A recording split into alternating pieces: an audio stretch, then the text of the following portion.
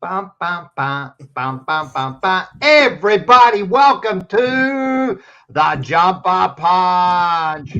Whoa! We're still And celebrating. forever rivals, ladies and Still gentlemen. celebrating Collingwood. Fucking hell. I don't know what's going on. I heard a lot of screaming there. Look at this. He must have he's out of breath, man. He tried to blow up all those balloons before the show. Check him out. No, Anyway, I think what he's everybody, welcome. We have got everybody in the chat already. We've got Jason. He's in there, boys. And we've got, look at him. He reckons get the popcorn ready. Rocco. What else have we got? We've got waiting to mute. Mark. No, I'm not going to mute them. I want to hear what they got to say today. I'm just going to let them talk today. We've got Rocco Moro from WA. He's a star, this bloke. Who else? We've got our favourite Matula. And if you notice Matula now, she has got the little spanner there, right? That means she's in charge of the chat. So she can actually get rid of people. She can do whatever she wants because Matula has now become an important part of the show. So what else? Oh, well, who's this bloke? Magpie Danny. Who the hell is this? G'day, Matt. G'day, Danny. Welcome to Magpie Danny. Peter Bluebag is always there. Far out. Can you all stop? Because I can't keep up with you guys. What's going on? How's was Essendon against Gold Coast, Mark? I thought you said Gold Coast. Wow, we'll be getting into that. We're going to say hi to everyone straight up. Let's start with of course, I'm always on the top here because that's the way things are, man. Rocco, right? Yeah. And then we've got Quinny. I've decided to put the other two at the bottom because they deserve to be at the bottom, right? Wait a sec. We've got someone here. Danny.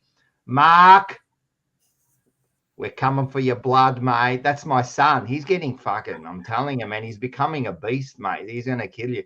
Right, so we're going to start with Quinny. How are you from the Tiger Den?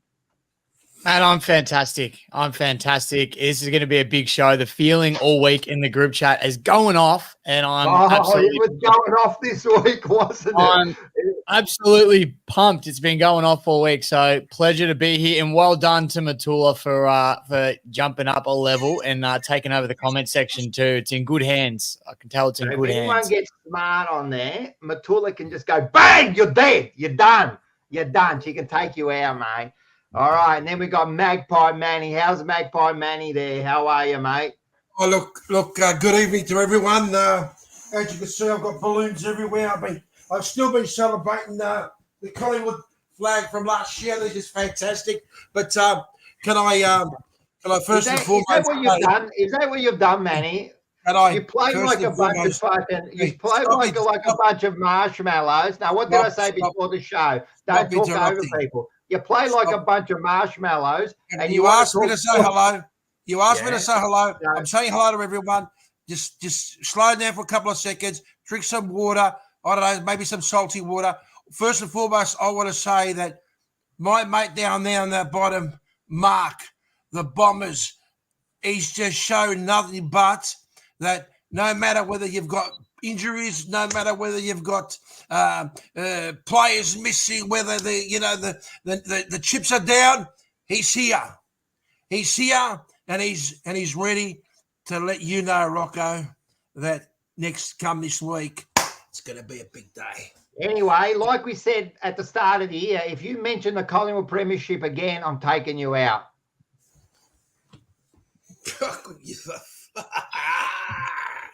So yeah. How's that? How you going there, Michael? How's that, Manny? I've got the controls. How's that? You just wasted your whole day blowing up those balloons. Anyway, we've got Marco. Now, Marco, what's going on? You got COVID, have you? Yes. Good evening, all. My apologies. I got a little bit of the flu. Last week I was watching the Bombers at the hangar there before I went out to the Gold Coast. And did you go to the hangar?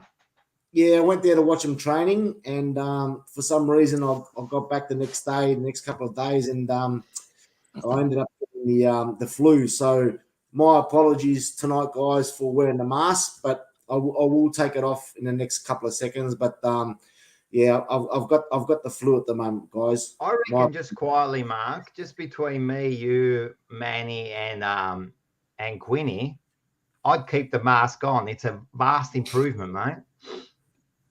All right, so we've got it. We'll go through a couple more. We'll go through a couple. This must be either your son or someone. Magpie Danny, he must be someone from work. We've got is that a Rosh? Is that how you would pronounce that? A Rosh? A Rosh. A Rosh, go Tigers. So we got Tigers. He's gonna come in and mate. I watched your Tiger Den and you asked for the cavalry to come down and help you out, and they've come in. What else have we got here? We got something else I saw here. What here is this is for Marco. What's with the West Indies cap? Hey, hold that thought because we're going to tell you in a second. Jason Prime, what do we got here? He looks very good. It's Luffy and energy. I don't know what that means. Lafau. Manny, coal pies are slide. They're sliders now. Actually, go down to Snitz Northland and you can get some cold sliders or cold Mannies as we call them. All right. Let's get into this stuff and then we can get into the real stuff. All right. The first thing we're going to do, of course, we're only here because of this bloke here. Hey, and if you want your family to be safe, Carlton Security Doors and Blinds is the place. As on supporter forever, rivals and a really top mate. And don't forget to ring 83394848. One more time, and don't forget to ring 83394848. Yes, give us a call on 83394848. And obviously like us on Facebook, yeah. Press like and see the link below as well. We are still holding the 10% off. Of course you are. Sure, just for a little bit longer because we're starting to pick up a little bit, boys. So you're going to do it for the rest of the year, mate, for the rest of the year. Yeah, mention Fourever Rivals or the Jumper Punch, and we generally will offer you the 10% off. So, obviously protect your home and most importantly, your family. Give us a call on 83394848. Located obviously in the northern suburbs, but happy to assist you in the west and the east as well. Thank you very much, my friend. Thank you very much. As I said, you are a shit supporter, but you are a great security door maker. Hey? Thank you. All right, let's go into this next one. Now, I want everyone to make sure because tickets are selling fast. Remember, it's only, what are we, Wednesday? Like 8-9 days away. The TJP live event. Remember, go and get your tickets. The link is below in the description. Just click onto it, get your tickets. $20 to sit on the floor. Man, that's a bargain. You don't get nothing, man. You're going to get like 4 hours of entertainment. There's a bar there. We got 5 ex-footy players coming down. If you grab a table, you might be lucky and sit with one of them. You're going to meet the Fourever rivals. You're going to meet all of them. Come down there. I think the tables are sold out, but I think we're going to open up one more table. And yeah, or let's get a floor. Fucking $20, mate. Can you go wrong, fellas? Seriously, $20 for a night of entertainment with us. Hey, you're going to have a drink with them, aren't you, guys? We're going to sit down and all have a drink with the fans. Yeah, for sure. Oh, absolutely. 100%, man. There's a bar there. I think there's going to be a bit of banter going on, mate. I think there might be a few little fights and punches. I like it. What's the dress code? The dress code is anything you like. I don't care, man. You can wear the mankini. You can come in a tuxedo. You can come in a wedding dress. We don't care as long as you come. How's that sound? Spot on, Jimmy. Yeah, casual. Disclaimer. I will be coming from Dusty's 300th game, so I'll be decked out in yellow and black, ladies and gentlemen. Jason Badger will love that we didn't trade Dusty and we've held on to him for his 300th. He loves chirping every week about it, Jason. So just so he knows, I'll be there. Yeah, he'll be there, and you're going to come straight. He's 300th. Isn't the 300th this week? I guess Adelaide. Nah. We'll talk about that. Oh, okay. But we did say it. Me and Queenie said it. We picked it ages ago that there's no chance that he's playing his 300 in Adelaide. Why not? A good opportunity to beat Adelaide, mate. Send him off while they can win. Unless you're playing Hawthorn, then send him off. Would you do it? Well, they've got an opportunity to beat Adelaide. They're not playing. Yeah, I know, but would you do it?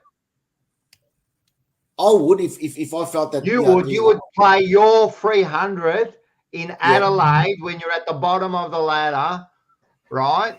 And be in front of 30,000 Adelaide people, or play the week after in front of 100,000 people of your supporters. Yeah, well, and lose against the team that's it doesn't matter about the lose. It's about the event, mate. It's about the event. It's about the event, Rocco. It's about the event of his 300th game. Really, should be this week. It's not about that. Think about it. What's Richmond? Seriously, what's Richmond got to gain here? Right, nothing. I mean, they're sitting there with North Melbourne Kangaroos. They're talking about going duck shooting and bird watching and maybe almost. He's frozen. Yeah. What a dickhead. Whenever Manny talks, right? Look at him. What a picture. Everyone, have a look at this way. Look at that picture. Everyone do this.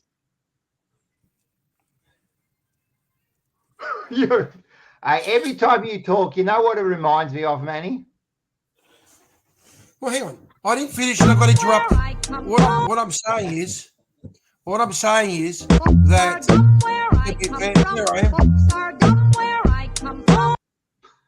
Yeah, good. Fantastic. What I was going to say is that it doesn't matter. Richmond, what are they going to gain if they win this week?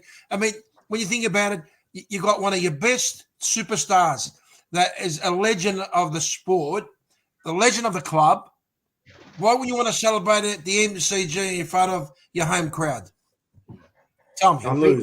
I think Rocco Motto's got it. Frozen like the pies you were. Yeah, I froze like you froze in that last quarter. Yeah, I was. Very good, very good. Dusty will go to the Gold Coast next year, man. I'm going to put it out there now. No chance. Hang on, we said that last time. No chance. What did we say last time? Has he done his research this week? Well, we don't know. What else we got here? We got what's he saying? Dusty is the king, best finals player of all time. Could be very, very hard to beat. Fucking 3 Norm Smith medals, eh? Now, I'm going to make an apology because when I say something wrong, I will admit to it. Last week, hang on. Can you record this? Thank you. Last week, I said, hold on. Before I do it, Manny just spoke. Where I come from, folks are dumb where I come from. All right, so. Folks are dumb where I come from. Folks are dumb where I come from. All right. Last week I said, what did they name the leading goal kicker with? And what did I say? Yeah, come on, Zacho. I don't know. What did you say? I said it's the Coleman, and it is. And then I said he played for Collingwood.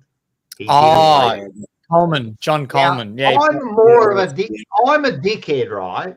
I'm an idiot. We know that, Rock. We know that. But Mark, he played for Essendon, and you didn't even pick it up, you banana.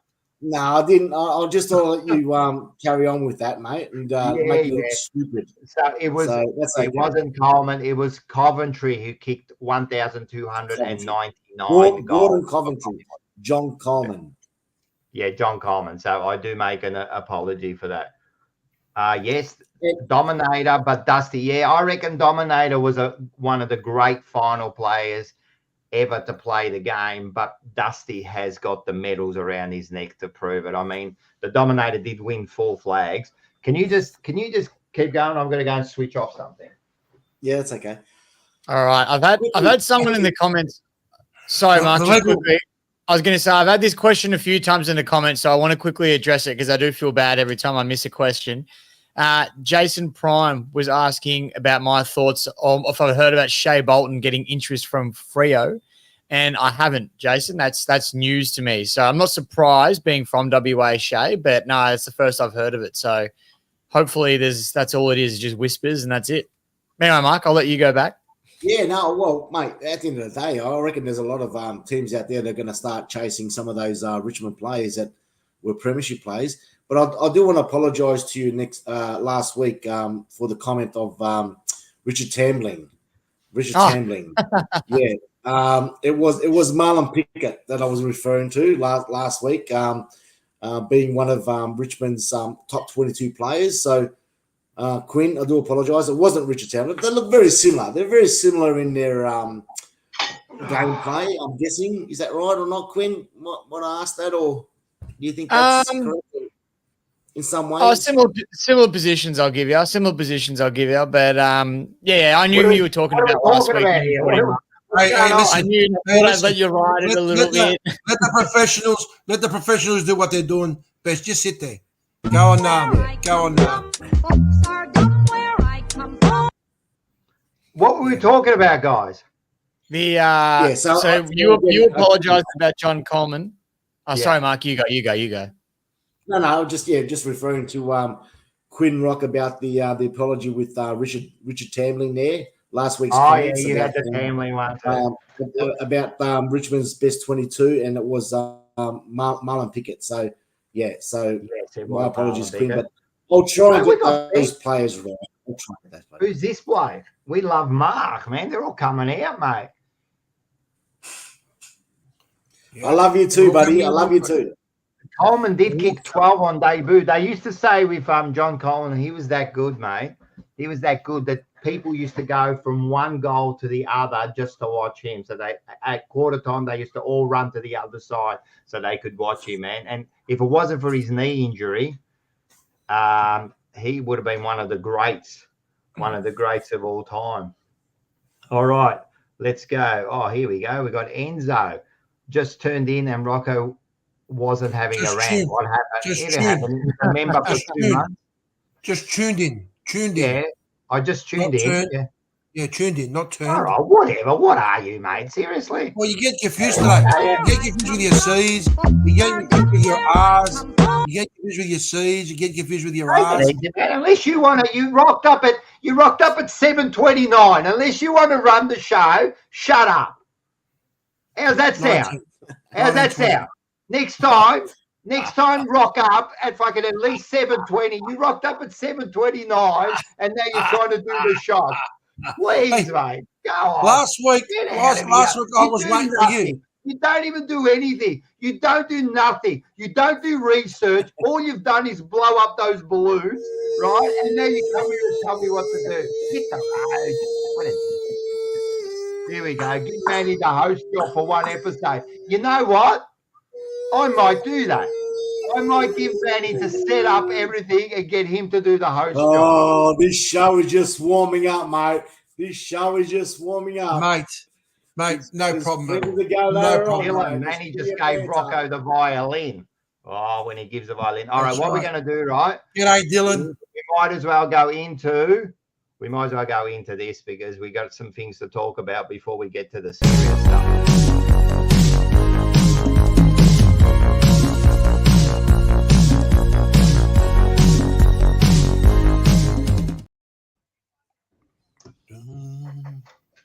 Fourever footy. Let's get into the conversations that no one wants to talk about. Actually, last night we had a big show. We had Snapper on.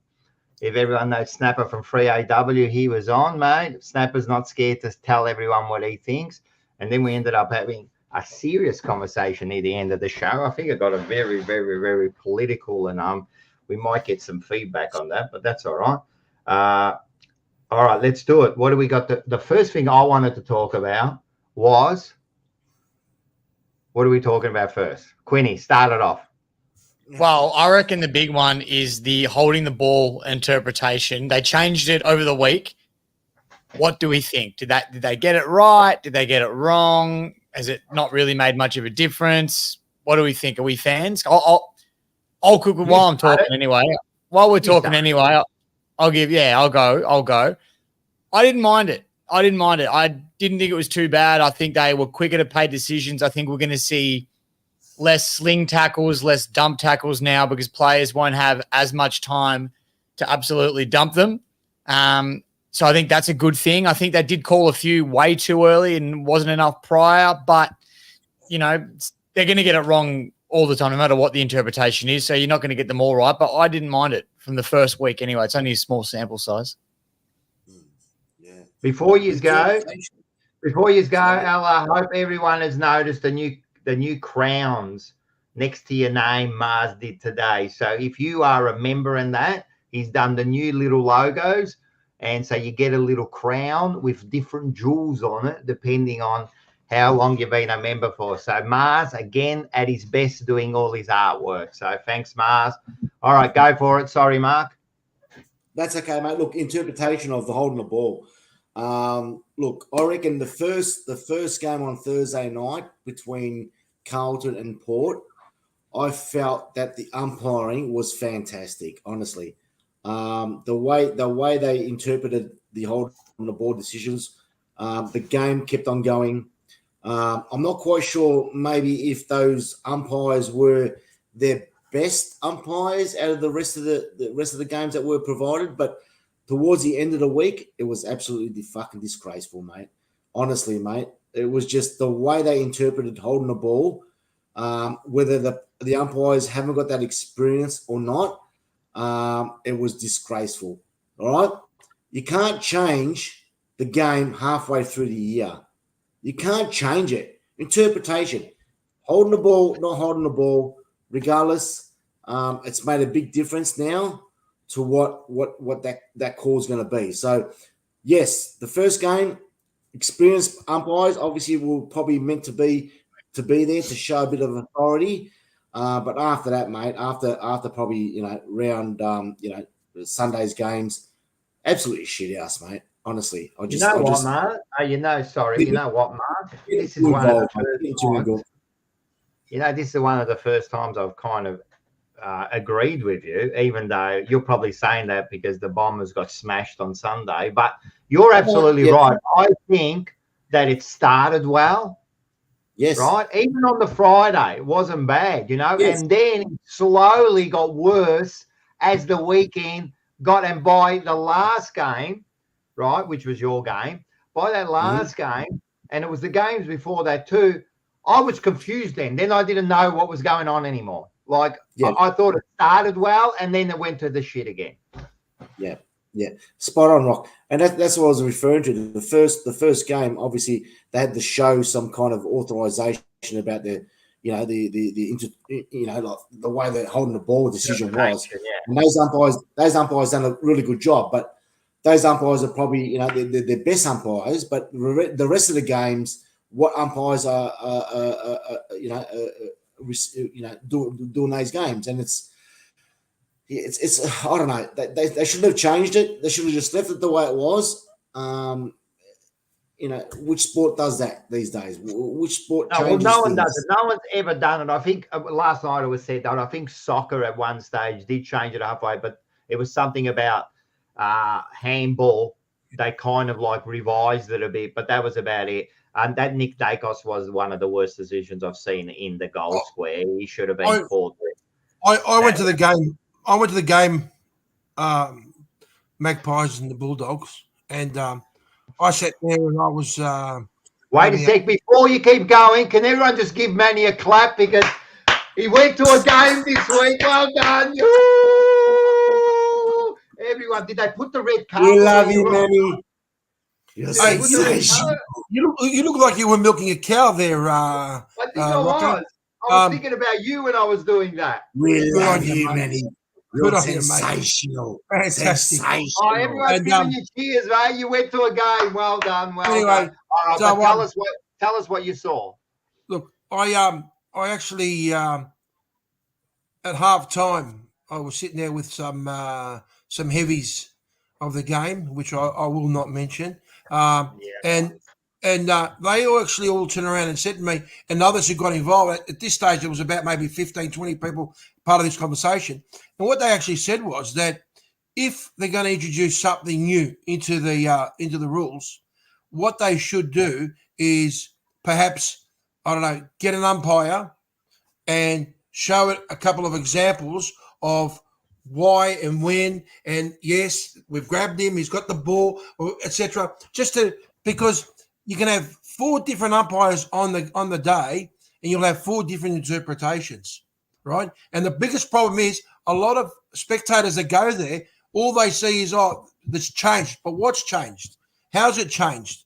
So I think what they need to do is they need to start giving people more information on all these changes, because when you know, then you can interpret, you can understand it. Because at the moment, it's like Marco said, they're changing things, and all of a sudden you don't know what's, is that holding the ball? That's not holding the ball, etc. But one bloke who was who was there, who turned around and said to me that 20 years ago, right, you didn't have this bullshit changing and all that. What you did was, there was just one simple thing. You had the ball, you got grabbed, bang, that's it. It's on the ball. Good night, Irene. No, he's dropped it. It's on the ball. So maybe sometimes it's good to go back to history and have a look at certain things and say, you know what, this actually worked. Why are we trying to change things? Which, especially now with it's a quicker game, why are we trying to change things? You know what I mean? We're trying to change things all the time. I think Manny certainly identifies as heavy. Comment of the week. I love it. Did you notice how Manny had to tell everyone he was sitting with some people that he thinks are important? Did you notice how he had to let everyone know that? That's fantastic, mate. I'm important. Where I come from, folks are dumb where I come from. But what you did say, I think they do. So what will happen is, as soon as they make it an interpretation change or whatever, they will go and see every club, and they will show videos and describe what they're going to do. So they do that, Manny, first of all. Second of all, I'm not talking about the clubs. I'm talking about the frustration of the fans who go out there to watch a game and they've got no idea. To me, that's what it's all about. It's about, okay, you're refereeing a game, but you've got to start somehow. They've got to start educating the fans to know, to understand it. Because to me, it was just, it's ridiculous. It was ridiculous. It is absolutely ridiculous. So they do educate everyone. The problem is with that rule, I don't think, to tell you the truth, there wasn't a rule change, right? There was no rule change. The rule is exactly the same thing. All they said was, no, not even the interpretation. They were just going to be quicker with the decision making, right? Which should have always been there, right? So what they should have done is this. It doesn't, like, you've got to give players, to me, time to get rid of the ball. There were times during the weekend, right, where, mate, they just grabbed the ball and within seconds the whistle was blown, right? You've got to give him time, right? You can't, because what players are doing now, the way I see it is, they're not going for the ball. Why go for the ball and get tackled? You might as well wait back, right, and just push the ball in front of you. Don't pick it up, because as soon as you pick it up, you're going to get things. So the thing is, the whole thing started when players are getting spun 360 and they're not getting called. That should have always been a free kick. All they should have done was, once you spin a player around, it's holding the ball. That's the only change. There is no change. Just pay the decision. Just pay what the decision is. That's all. There was no change to the rule. And as I said, at the start it was better, but then by the end they were either blowing it too quick, right, or they weren't blowing it at all. Like it actually made it worse. And I'll let you have your say, and then I'll have my say about what I think where this rule change or this interpretation, what it's going to do to the state of the game in the future. Any thoughts on that? What about the guys here? Yeah, here we go. Players are scared to pick up the ball, and you can see it now. It's changing the game, mate. Correct. I was going to say when he plays the game. Yeah, he plays the game, but I'll give you a bit of a lesson about that. And it's very true what you're saying. There was the game between Essendon and Gold Coast. I'm not going to get too involved with the result, but what you were referring to, the player doesn't want to go and jump on the ball because he's obviously going to get tackled and the reward will be against him. So this is a prime example of deliberate out of bounds. And I don't want to get too involved with the rules again, but Nick Hine was running towards the boundary. That was a disgraceful decision. Okay, so he's running towards the boundary line with a player next to him, both competing against the ball. Now, he didn't kick the ball deliberately out of bounds. He kicked the ball forward, going forward, to hopefully that ball starts to pop up and then he can run onto it, okay? But unfortunately, it went directly out of bounds. Now, that player, Nick Hine, could have not kicked the ball off the ground and jumped on the ball with a player next to him. Because he'll get pinned for it. He would have been done for holding the ball. 100%.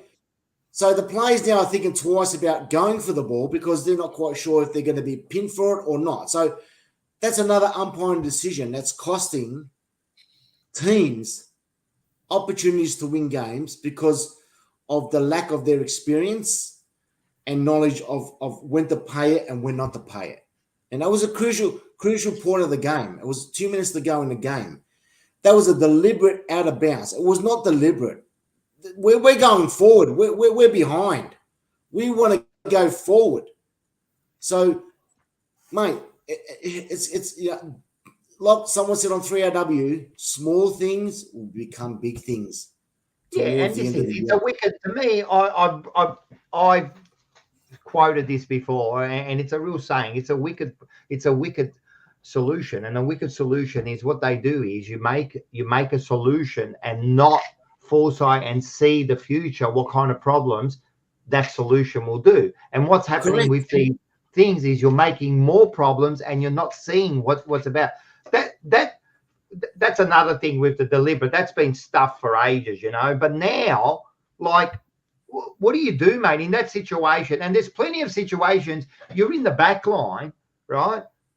And they're contesting the ball, right? The ball goes to the ground. He kicks it off the ground. All the player's trying to do is get it as far away from the goal as possible.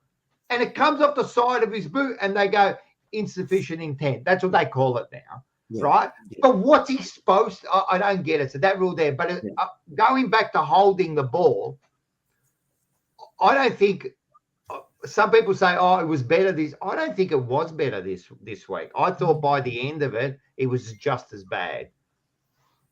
Quinny?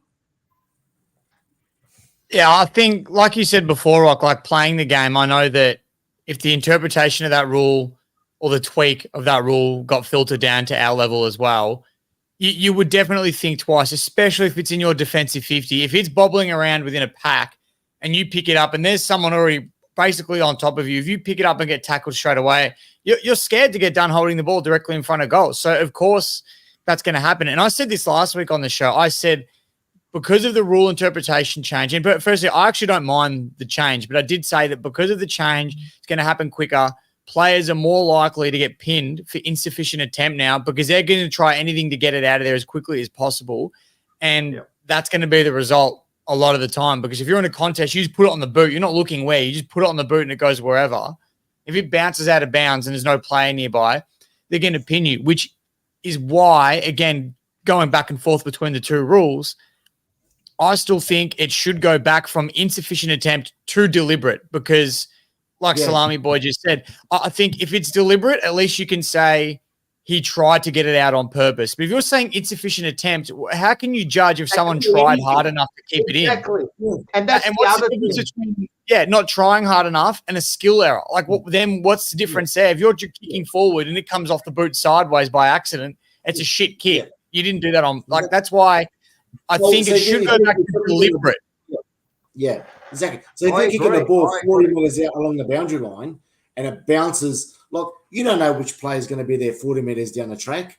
So all of a sudden you're kicking the ball 40 metres forward and goes out of bounds, deliberate. Like, who are we supposed to know who's going to be there, taking that ball? Because when they brought in the rule, you know what it was? The rule for deliberate was people that deliberately get the ball and run out, like just to waste time. And it all started with Hawthorn in that final, right? Was deliberate when he kept, I think it was Luke Hodge, was it? He did it like 2 or 3 times. He just ran it in for a point just to waste time, right? That's the point. Right? Yeah. And then they thought, no, we can't do that. And then they did it for the boundary. But now it's moved on to this inefficient, like, what? Like, as I said, man, half the time, and you're sitting there, and even when it's for your decision, right? Even when it's for you, you sit there and you go, he kicks it, and you go, you watch, this will be deliberate, and then you get the umpire, mate. He wants his 2 minutes of fame, mate. He does the big fucking thing like that, right? And the crowd gets behind it. Right? And you're sitting there going, I'll take the free kick, but that's fucked, mate. That's shit, Yeah. Just quietly. Tony's right. And I think the umpires are confused. Sorry, right. Just quietly. Yeah, that's what it is. Yeah. Yeah, well, you're going to say something. I think so. I was going to. Yeah, sorry. It's because cutting in and out a little bit there. We're speaking to the umpires doing these ones. How about when they go to do that? As they're going like that, and you think, they're playing deliberate. He lifts the other hand up last minute. Goes, no, throw it in. He's making it a spectacle. He goes, gotcha. But you know That's what the else? worst. You know what else I noticed too? The crowd now have been suckered into it because now every time the ball goes out, they scream deliberate, right? So now they're not even thinking straight. And the players are doing it too. If you notice, as soon as the ball goes out, the player's there sitting with his hands up going, am I going to get deliberate? Like everyone's getting suckered into this. I don't like it. I don't like it. What's Quinny? This is what I hate now is you are tackled and the tackler knocks the ball out of your hands without an attempt to get rid of the ball.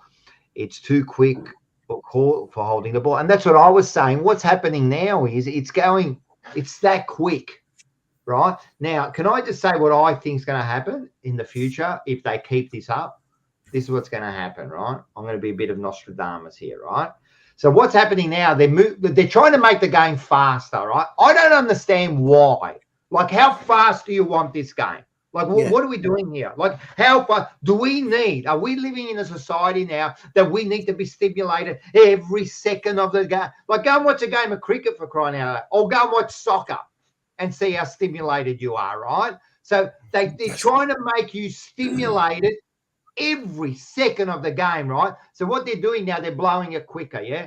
So what happens now is before, used to like 3 or 4 seconds, players used to get a bit of a rest, right? Now, then they're going to lose that little bit of a rest of 2 or 3 seconds. Now, you might say that's not a lot, but you do that 50 times. That's 2 or 3 minutes, that a player gets to just have a rest. Are there going to be more injuries now? Because it's quick, explosive, man. They haven't got time to relax, man. It's bang, bang, bang, bang. I believe in the future, if they keep this up, there's going to be more injuries, right? And players are going to be not faster. They're going to slow down by the end of the game because they're tired, mate. You know how it is. If you go for a run, well, Manny, you wouldn't know. But if you go for a run, right, even if you stop for like 10 or 20 seconds, right, how much more better do you feel? Right? You just need to get your breath back. So, I don't know, man. We'll see, but that's what I believe. Yeah, very true there, Rock. Because I think that the game is becoming too fast paced, and there is a few solutions possibly to that. Is in maybe having 5 on interchange, and the changing of the interchange bench, slow it down a little bit. Get your good players playing for the four quarters. Slow it down. Have your best players on the ground, and then you might see the game loosen up a little bit. You might get some more scores involved. But at the moment, it's all about just fit, young, fast-paced players, which is going to cause some. Let them have a bit of a rest, man. It's all right, mate. And then there'll be certain times of the game where it's exciting. You can't. You've got to have control with that. So I reckon reduce the interchange, changeover. Well, they keep doing that, Mark. It went from like at one stage fucking 200, then they've brought it down to 75. Like, I don't know. Like, do you put in another? Like, do you put less in? I don't know. The one I just put up about Walsh, right? This one here, talk about mate. He got pinned for holding, right? He was standing there. There was a Port player who had an arm around his shoulder, right, and it was underneath him, holding him down, right? And they played holding the ball. I'm going, what about too high? Like, why didn't they pay too high? I don't get it. Like, I don't even think the umpires were so like focused on paying that. They were just missing other stuff, I don't know. Did he duck his head?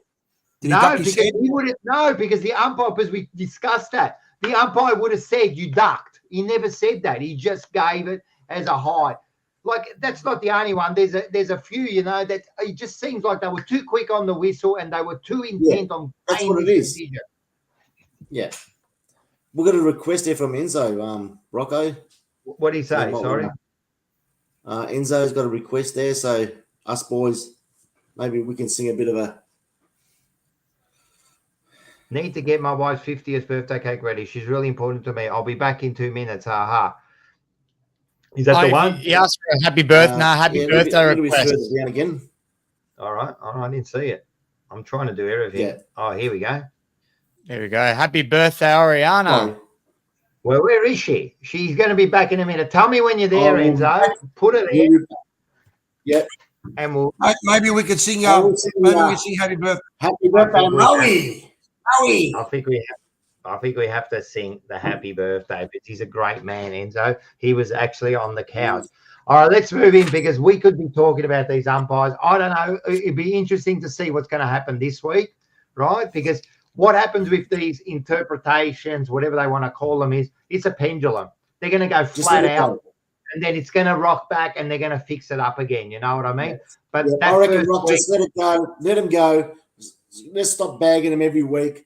Let it go. It's going to cost some games. Hopefully, it's not towards the end of the finals and the grand final. But I think just we can keep on going with them, but. Just don't change the rules too much. Just let the game go. Let the umpires make the right decision that's fair, and we could always bend rules, mate. Just let it bend and just let the game go on. Is it your birthday, Manny? When? I don't know. Happy birthday for Tuesday, Manny. Magpie Danny. No. You don't know him? You must know. He's stealing your name. He's stealing your name. All right, let's get into the next one. I want to talk about Harley Reid. So he got 2 weeks. He's ineligible now. And in actual fact, also, Sam Darcy, right, is ineligible now for 2 weeks. Should these players, should the fairest be taken out? Should these players still be eligible for the Rising Star? No.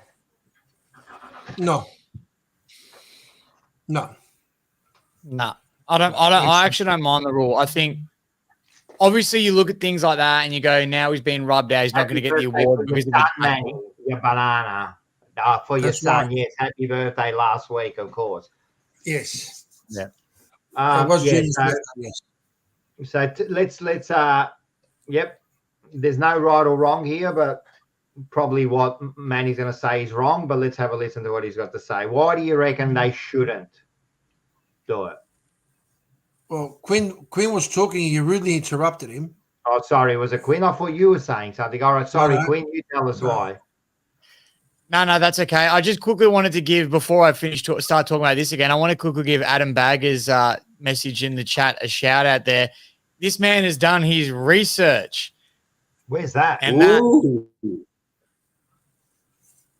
Did I miss it? He's a bit slow today, Rocco. He's slow. He's just not. a little bit further up. I'll read it. Yeah, there we go. There we go. He's done his research, this man. He has done his research. So thank you very much. And tell you what, if our injury crisis keeps going the way it's going, I might just get the call up. So watch this space. Watch this space. You do a full goal. Like, check him out. Check him out. I told you you should be playing for Richmond, mate. I told you you should be playing for Richmond. I'll tell you one thing, I might have to. I reckon the kicking challenge might be a little bit of a debacle the way you're playing there, Quinn. You made 4 goals, buddy. Good work. I got a lot of pressure on me for this kicking challenge now, because if I don't do well, it's going to look really bad. So it's a lot of pressure on me. Oh, let's get back to this. Let's get. Yeah, Okay. sorry, I was going to say we'll get back to the topic on hand. I think with the Harley Reid one, it's obviously disappointing. You see a player get, he's going to miss an award now because of a tackle, right? Like it was the tackle was wrong. It's definitely, you're going to miss weeks for it, but do you want to see him miss out an award? I know what people are saying, but if you look back, throughout the years, Toby Green missed out because of a suspension. Dustin Martin didn't win the Rising Star because of a suspension in his first year. But no one talks about it. It doesn't bother me because we're living in League Reid. Everyone's like, he's going to win it. He's going to win it. But in 3 years' time, no one's really going to care. And I think you may as well keep the rule consistent throughout the years. And yeah, I don't know. I just think I'm just sick of changing things. I want to keep things the same. And I agree, mate. I guess. Yeah, I know. I guess Quinn, you can keep on going. You can keep on going even 30 years later from there, mate. Corey McKernan. There you go. He missed out on the. But he missed the Brownlow too, didn't he? Yeah, he missed the Brownlow. He missed the Brownlow too. Grant, obviously. And we can extend it to the. Sorry, we can extend it to the Brownlow, right? Because it's not just the Rising Star. It's the same rule for the Brownlow. Should it be extended to the Brownlow too? Well, I only say no because if we did extend it to the Brownlow, then Joe Watson would have a Brownlow medal right now. So I'm happy to leave it the way it is. No, but that's different. That wasn't for he did it because he's a drug He's the chest. fairest. No, Takarese. It's a drug Yeah, chest. look, I don't mind. I think I don't know if a suspension for something on field like a tackle or anything like that. I don't know if that should. I don't know if that should. Yeah, that should mean you don't win an award like that. Hello, Vincenzo. Welcome to the show. But it's I don't know. I'm just happy leaving the game the way it is. I don't think we need to change it. It makes it exciting as well. Like you look even at 2017, for example, right? Dusty won the Brownlow in 2017. Dangerfield had been suspended that year, and he was a close second. I remember during the speech he said it would have felt pretty average if I had won. No, but Danger got more votes than me because of the suspension. But I think that creates a suspense, and I don't know. I don't mind it. And to answer Arosha's question here, I don't think it's the same for Club Best and Fairest. I don't think that matters. No, it isn't. It's not the same. But I'll tell you now. If we go to forget about the Rising Star, that's good for this year. But then, as you said, in years to come, no one remembers the Rising Star. But your Brownlow, you're going to remember. I'll tell you now, if there's a player suspended and the other player wins it, you ask them. They don't really feel like not even your ex-captain there. He said it before that he still doesn't feel like that Brownlow that he deserved it. I think that on the night, and I watched the Corey McKernan one, I remember and when Harvey won it that year, didn't he? Not Brett Harvey from St Kilda. Robert Harvey. Robert. Harvey. When he won his first one, I think it was because there was a suspension. I can't remember who it was. And then he won it the next year, so I kind of made up for it. But that year, I'm telling you, you could see it in his face, man. He didn't want it. Like it's a weird thing. Can I give you my point, which I'm going to give it to you anyway, so I don't really give you what you reckon. I'll tell you my point. I think the way the rules are changing over the years, right? That thing that Harley did, right? That wouldn't have been, he wouldn't have got suspended 2 years ago, right? So he would have still been eligible. Every year they're changing the rules. Like what? So you do something you trip someone just accidentally and they give you a week and you miss out on a Brownlow. Are you serious? Come on. Come on. Yeah. Come on. You get the trip. You're comparing a little trip. Come on. Yeah, if you get a week. Come on. Manny, on. What Harley Reid was wrong? Manny, shut up. Oh my God. Where I come from, folks are dumb where I come from. Are you going to listen or are you just going to fucking run your mouth? You told us what you're saying. Do you want me to mute you? Do you want me to mute you? I'm in the middle of saying something, right? It doesn't matter what it is. What I'm saying, if you trip someone, you get a week, correct? Yeah. It doesn't matter if you get a week or you get 10 weeks, right? You will not win the Brownlow for something insignificant, right? Do they deserve not to win it for a trip? Right? And Kane Corn said this, and I think I agree with it. I think there should be a certain amount of weeks. So if you get more than, say, 2 weeks, then you're not eligible. Because now you can get a week for something so stupid, and then you're not eligible. You're done. This is what I'm saying. So that's the sport. A trip, if you accidentally trip someone and you go to stick your leg out, let's say, right, that it's just a reaction and you trip them, you might get a week, right? You can't say this bloke isn't fair. What Harley did deserved the 2 weeks. I'm not saying he didn't deserve the 2 weeks, but what I'm saying is, so the guy who trips is the same as 2 meter Peter. They both can't win it. One or the Sam Darcy. They're two different incidences. Why is he getting penalised, not winning the Brownlow for something that wasn't even reportable 2 years ago? I just think that's right, Rock. Yeah, the game is involved. The biggest problem is that it's the inconsistency. That's what it's all about, right? It's the inconsistency. All right. If they were to get it right, then there would be no frustration. It just have to be very consistent with what they do, right? But it doesn't matter consistency. Let me just say something, right?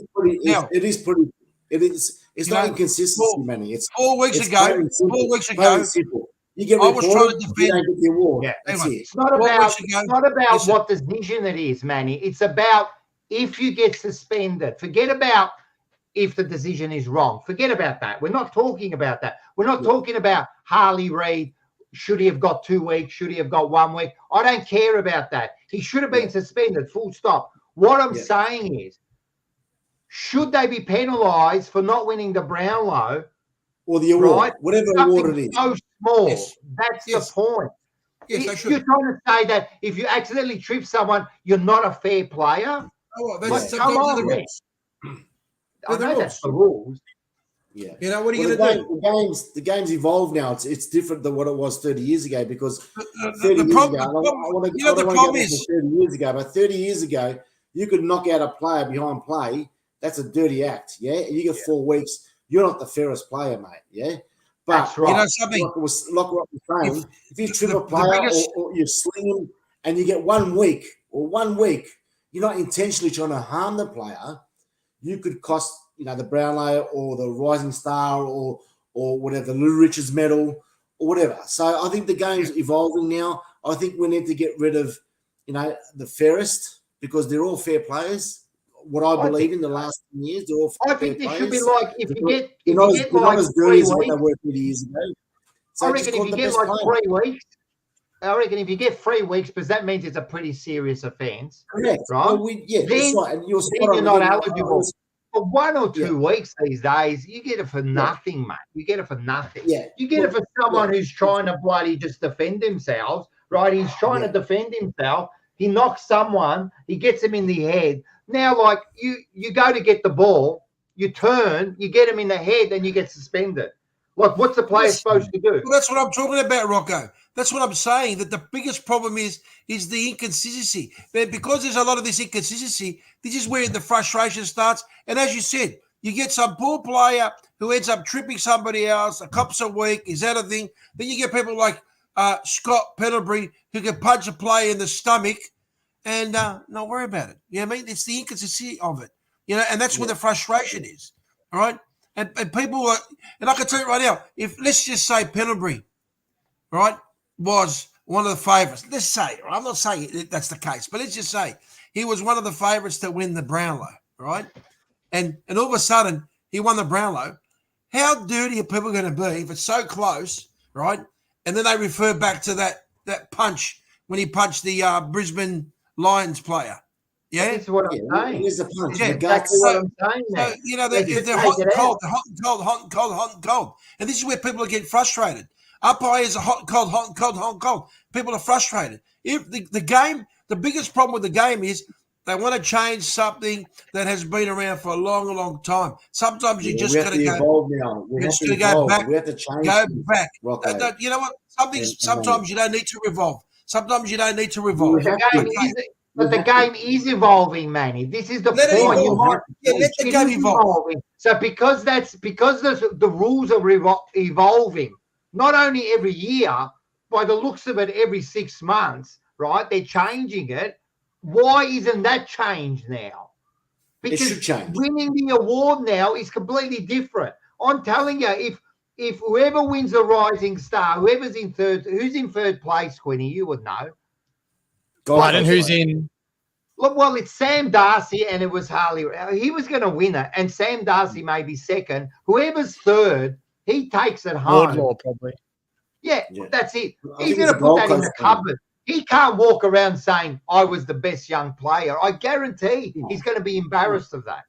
Correct. You know what I mean? Yeah. Maybe minimum of weeks. Why is he going to feel bad? Because he's not the best player. Because he's not the best player. Why should he feel bad? Because he's not the best player. So what? At the end of the day, it's like that ice skating play. Ice skating. What's his name? Steve Bradbury. Jai just pointed it out. That's right. Okay. Now, was he the best? No, he wasn't. The others. But how is that the same? Hang on. How is that the same? Hang on. So he could turn around and say, you know what? They all fell. But how is that the same? I want to know something. How is that the same? How is that the same? Because very hard. Very hard to explain something to you. No, because the rules in speed skating is this. This is the rules in speed skating. I'll tell you the rules. It's the first one over the line. That's the rule. It's got nothing else to do with it. If you trip over, that's your fault. But in this situation... What did you say? It's the what? It's the rule. Yeah. Okay. So these rules that players get fined, are they not the rules? Yeah, I know, but that's... What are you talking? That's what we're discussing, Manny. Listen, mate. That's what we're discussing, Manny. That's right. Listen, you know what this? You just realised rules are rules. Now, at the end of the day, you can't blame the person who comes third and gets the award. Yeah. Because you're not listening. We are having a discussion. We are having a discussion about. But I have to agree with you, you banana. I'm not saying agree to you, but we're having a discussion about the rules, and you're saying they're the rules. Why do we talk about holding the ball then? We're not saying they're going to get changed. All we're saying is, what's some ideas of what we can do? What are you talking about? That's the rules. Why are we even having this segment? You're the one who turned around and said that the player who's in third spot, if he ends up winning it, he'll just put it in his cupboard. He will, because you asked Cochin. You asked Cochin, and he was in an interview. Yeah. And he said that he does not feel. What do you mean? He does not feel like Robert Oh, that's Harvey. my person. No, Robert Harvey did exactly the same thing. So what? So what? What do you mean, so what? These are What does people that that have won it. Listen, mate, listen. It doesn't matter. At the end of the day, they're the rules, and that's simple as that. Okay, I can't agree with you. Forget it. Folks are dumb where I come from. Anyway, I know what you're trying to do. You're just trying to debate, right? You're not making sense to me. You're not making sense to me. Hang on, You're not making sense to me. You're not making sense. This poor player who comes third, all of a sudden, is going to be punished because the other two have fucked up. He'll be punished, but he won't feel like. How do you know? Because I'm telling you, because the players. You're telling me. You're telling me. Someone who. Let me talk. Let me talk, fucker shut.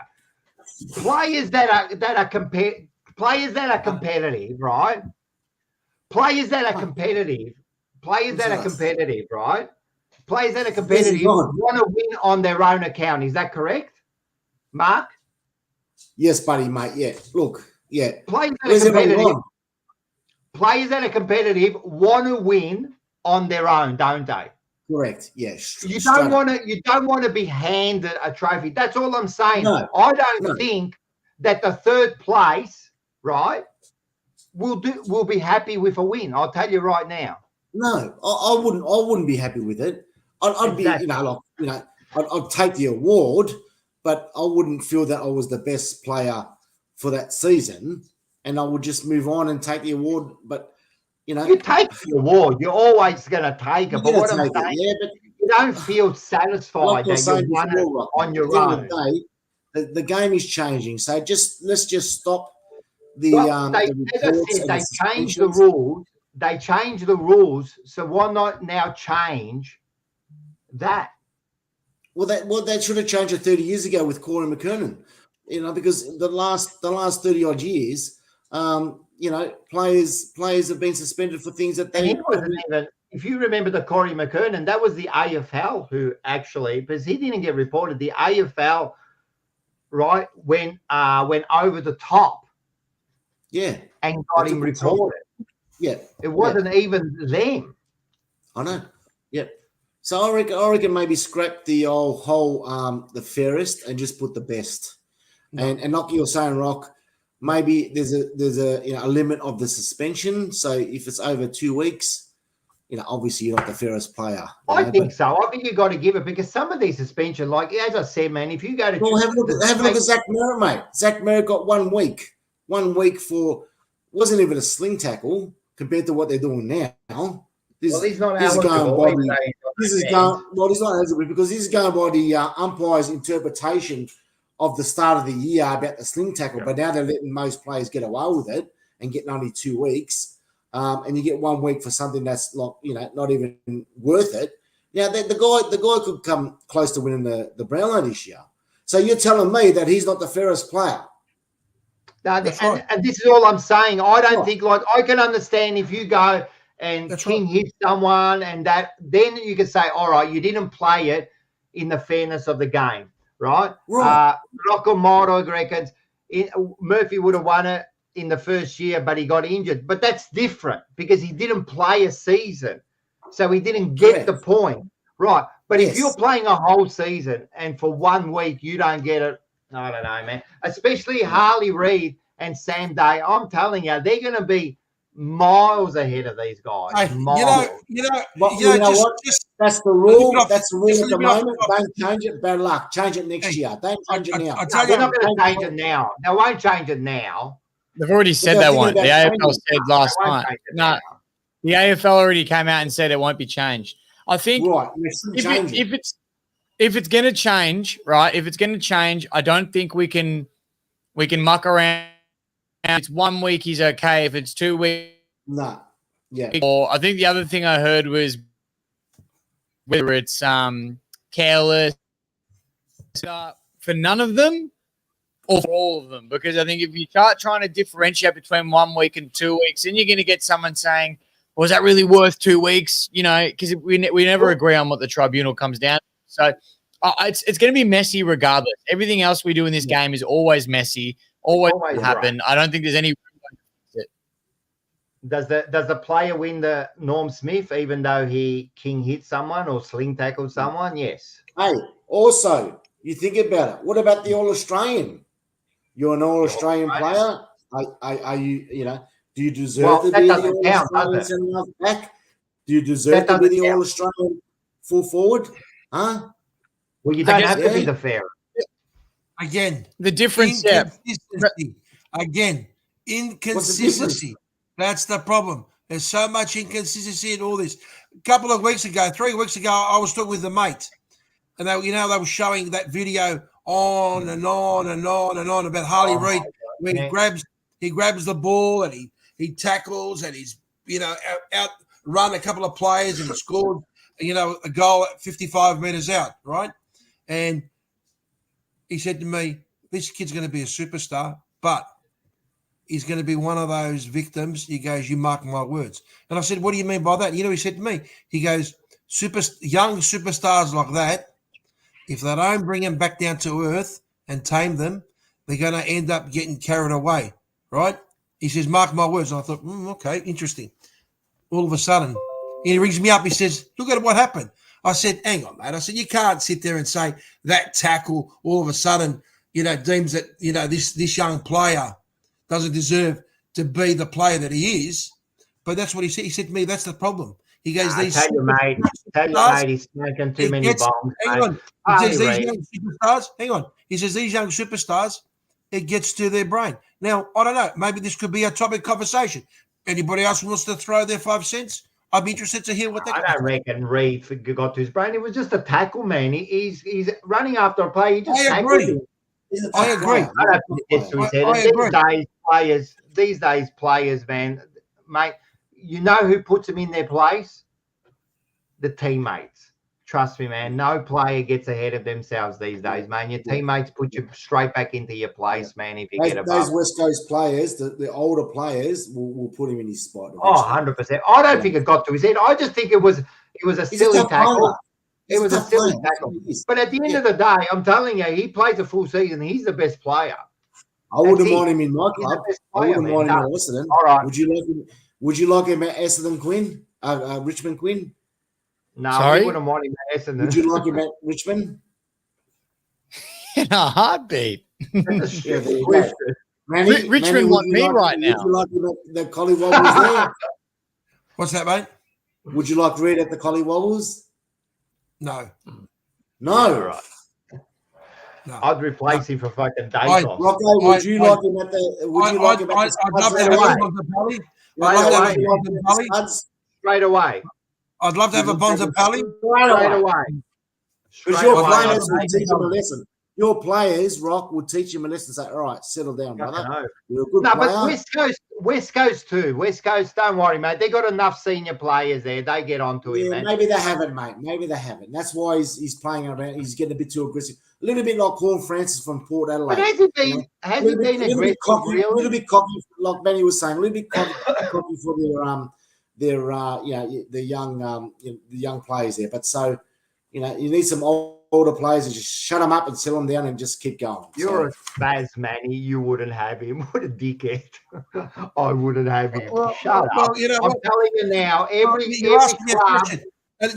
club now would give up their first 2 round picks. Did you hear what I said? Would give them up their first 2 round picks for him. I'd love to have a Bontempelli. Bontempelli's 32, mate. 33. What are you talking about? Couple of years. You saw him in full flight, didn't you? You saw him in full flight, didn't you? I enjoyed watching 2 greats of the game last week, yes. Who? You're a fucking idiot. Yeah. You're not going to say Dacos, who went missing in the last quarter. I'm glad you said it, mate. I'm glad you said it. Are you going to say Dacos? I can't wait to talk about that game because I've got some stats on Dacos that you're going to fall over, mate. Jesus Christ, man. Fucking hell. 2 greats of the game. I can't believe you're great. Anyway, I'm done. Sorry, Manny. We're going to move on. It is already 1 hour, so I reckon you want to move on to the games. Let's move on to the games, I reckon, because we're going to go back and forth and back. It's all shit. Because sometimes when I'm speaking to this bloke, Where I come from, folks are dumb where I come from. I can't do it, man. Careful. The brain cells just fucking die, man. Even Mark is laughing at Manny, and when Mark laughs at Manny, man, we know something silly came out. We'll be laughing soon, mate. We'll be laughing in a minute. Reed is, all right. Reed is showing class at a very early age. I'm telling you, he could be the first best player since Judd, I reckon. Let's do it. Let's go into what are we doing here? I don't even know myself. Where am I? All right, yes. Let's go into the game. So the first game, it all started fucking a week ago. Thursday. I know. 71 to what is that? Is that 18-11-107? Zach Williams with 3, Curnow with 3, Mackay with 3. Haha, very good.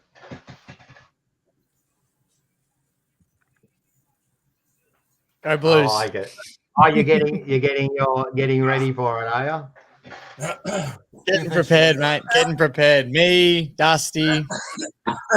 Sorry, rough, mate. Joe. Sorry, There's not much to say, really. let me get me tissues, mate. I'm sorry, Everyone, not much to say. Everyone saw it. We discussed it immensely last night. There's not much to say. Everyone knows exactly what happened, mate.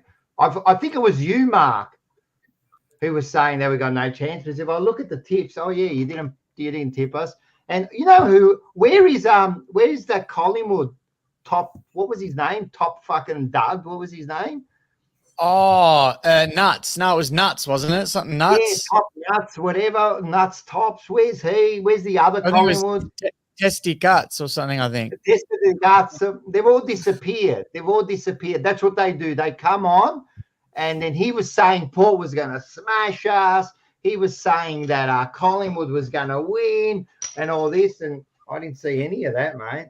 Anyway, as Lana said, that's all you can say about that. Great win. Go over there, Port, who's in the top 4.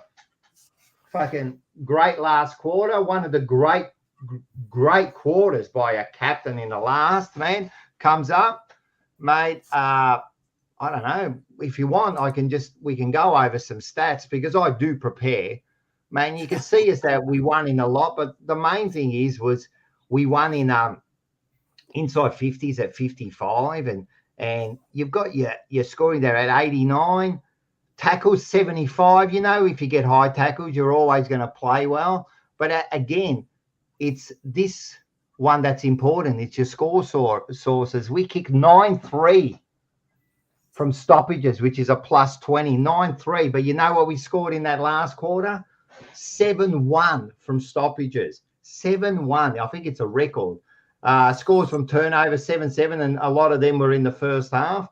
And scores from the defensive half, 5-4-34, which is very important. Your transition game is very important these days, man. If you can transition the ball from the back, right, it's very important. Your stoppage game, what I did like about the game was in the first half, they were winning the clearances. And we were winning it through turnover. And it was a pretty even game for 3 quarters. But in the last, we turned it up, and we won it in clearances. So in your stoppages, sorry. So we can do it in both ways, mate. We spread the goals. I remember Mark used to say, if Curnow and that don't kick 8 goals, we don't win. Well, that's not true. You did say we were 1 quarter team. Well, that's not true. You were saying a lot of things. You were saying, what if you lose this week and next week? Well, that didn't happen. We went over there. Very poor. Port's very hard to play over there. Well, that didn't happen either.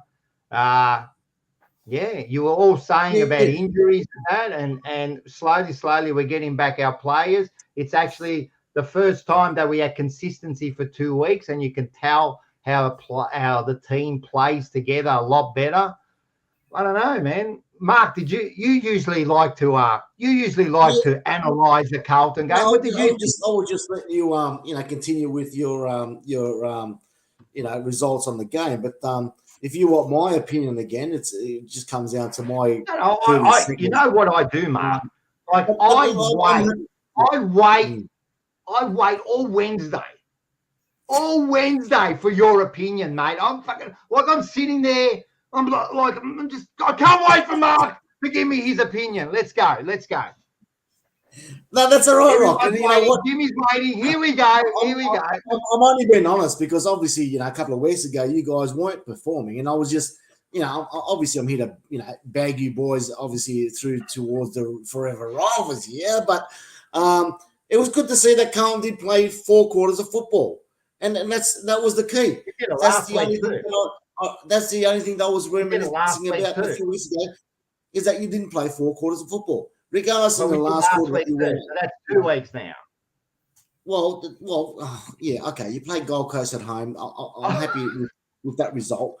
But, I always love to see Victorian teams. We'll get to your game. I always love to see Victorian teams beat interstate sides at their home ground. So, even though I hate Carlton with a passion, but I did want Carlton to win because nothing is better than beating an interstate, state side over there. So, look, you have got some players coming back. Sard, fantastic, played an absolute fantastic game.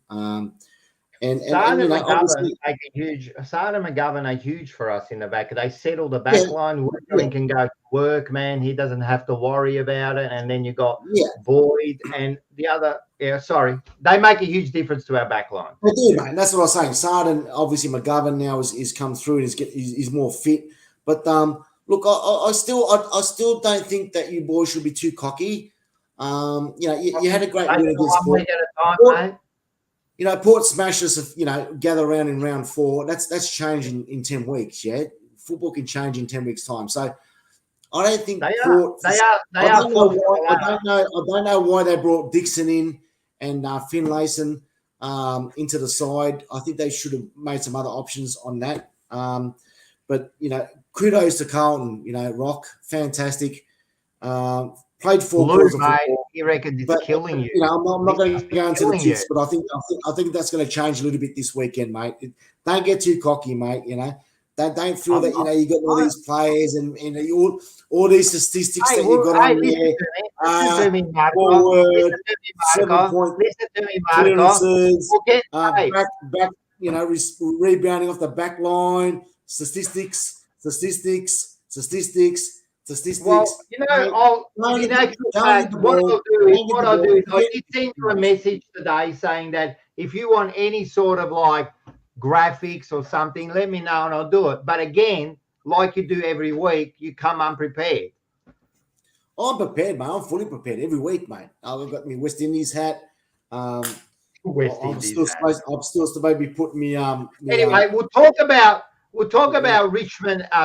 We'll talk about Essendon and Carlton later, right? So you went straight into that. There will be plenty of time to talk about that. Mr. Anything else? Anyone want to say anything? We've done some good moves. Voss is coaching well. Williams in the forward line has been a brilliant move. People might look at that and say that it's one move, but it's not just Williams. Williams goes in the forward line. It means Cowan can play in the back, and he's been playing well now. He's not worried about. Williams has found a bit of a spark. And then you've got Chincotta. Absolutely got Butters and melted him. I wonder who's going to go on this week. But anyway, we'll talk about that. So Chincotta, not only is he a good tagger, man, he kicks a goal, he gets his hands on the ball. So by doing those couple of moves, I think we're doing well. Like Vincenzo said, Boyd is very underrated. Well, he's not underrated because he's actually the best kick in the AFL, and that is by the AFL stats. Yeah, so pretty happy with him. Curnow doing his job. As I said, a real captain like Cribs gets in the last quarter there and has one of the best last quarters that you could possibly see. Stands up like a real captain. Comes through, mate. Comes through. Ben Mackay, we'll talk about the Mackays when we play about when we talk about our game. Yeah, but that's it. There's nothing to be cocky about, mate. We just take it one quarter at a time, one game at a time. Yeah. You know, mate, I'm wrapped. I'm wrapped, Rock. This week we just worry about who are we playing this week? Oh, we're playing you guys. I didn't even fucking know, mate. I didn't even know. All of a sudden you'd be saying, oh, if Gincona didn't get the ball and Walsh didn't get the ball, they were too soft to the ball. Essendon got the runners. They got us in there and they were playing too hard. The pressure football was there. And then you're going to sit there and go, you pressure. You know, you're one of the worst pressure teams in the business. Did you see soon as soon as Gold Coast put some pressure on you in the last quarter, you fell apart? Anyway, we'll get to your game. We'll get to your game. I don't want to go on about your shit game because we'll get to that. We'll get to that. I've got stats about your game too, my friend. Let's go into the next one. Oh, fuck. This was a rubbish game by one of the teams. 12-10-82 to 15-10-100. Manny, you were there. What did you notice? I noticed that we had our chances in that first quarter. Is that what the cheer squad was singing? Yeah, go. You had your chances. What happened? Well, we had our chances in that first quarter, didn't we? And this is the thing. This game is so tight when it comes to a team that's been unfortunately dominated by injuries. Our injury list is huge. Did you hear that? He's blaming injuries now. Well, a couple of weeks ago, I was getting burnt for the injuries. Hang on. We've had this injury list for a while. No, you haven't. The reality, no, we haven't. We have, yeah. Peter, we went out last week. Fucking the Goey only a couple of weeks ago. What are you talking about? You're just starting to get your injuries now. The team is not made up of just two players, yeah? The reality is you had two teams that went into battle. Collingwood had their chances in that first quarter. We didn't put those injuries. We didn't put those opportunities away. And at the end of the day, that last quarter. Where did you get beaten, Manny? How did you get beaten? Well, inside 50s. Inside 50, 64 to 50. It's there. It's like we couldn't recover. The way they played us that last quarter, it was. I mean, up to the last 5 minutes, it could have been anyone's game. But I'm not going to make excuses. The reality is, you've got we've got a young side that's in there, a lot of inexperience. So you've got to sit there and you've got to say to yourself, you know what? And not only that, you had a couple of the oldies that were in there, like Ash Johnson. He made, I think he did okay, but he made a number of mistakes. There's, as McRae said, there's systems that we need to follow, and at the moment the team is not up there at the moment. They're definitely not up there at the moment. I think Jason's right. You got no fucking leaders. Anyway, you just made up the most ridiculous statement there. Within 5 minutes to go. Would you say 10 minutes to go, it was anyone's game? Is that what you said? Yeah. You scored 1 point to 5-1 in the last, man. Yeah. You were never into it. You got smashed out of the center in that last quarter. Well, that's what I said to you, Rocco. Smashed. You were never in it. Okay. In that last quarter, Rocco, you were never in it. At the end of the day, you've got to. You can't hide behind what the reality is, Rocco. The reality is you were never in it. We never took our chances. Now I'm going to ask you another thing. Listen, sometimes you talk like a dickhead. First and foremost, that first quarter we dominated. Yeah, we didn't take our chances. Wait a sec, Manny. Up until the end of the third quarter. I just got to take something out of it. I think this is Bontempelli. Taking out Nick Dacos out of his fucking pocket. He just had him in there, mate. Woohoo! Look at this. Watch what I do when I squeeze Nick Dacos. Soft as a marshmallow. Ooh, look who's getting the props out now. Mm. Put them I'm on just the going to build barbecue. him up again. Yeah, I think it hurts for you because it was the great Nick Dacos that scored the winner against you, and that's okay. And you guys will learn. And you know what? It's time for you. I actually don't mind seeing you sit there and take advantage of these opportunities because the last 2 years. So I'll tell you about soft, mate. I'll tell you about marshmallow. I'll tell you about. You guys are doing okay, but the reality is when we knew that as a lot of commentators said that this is a game that if the Bulldogs do not win, they'll never beat Collingwood. It's very, very simple. So the reality is you've got a young side that's in there. We've got a lot of injuries that are dominating. That's it. You can't make excuses. That's the reality. Fuck these marshmallows are soft. They're fucking superb, mate. They're but when you talk about leaders, your leader last year. You talk about leaders. You got no fucking leaders on the ground. And I'll tell you something about Nick Dacos. He's a fucking downhill skier. Because in the first quarter, he had 6 centre clearances. 6 centre clearances. You know what he had for the rest of the game? And you know what he had in the last quarter when they needed him? 0. He turned the ball over 3 or 4 times in the last quarter. When the pressure's on, he's a downhill skier. And when you really needed him to stand up, he stood up and he won the flag. He's a superstar. He does things on the ground that because you've got a little mind there, Rocco. Your brain is like a marshmallow, mate. You got no idea. That's it. That's him running. And then all of a sudden. Yeah.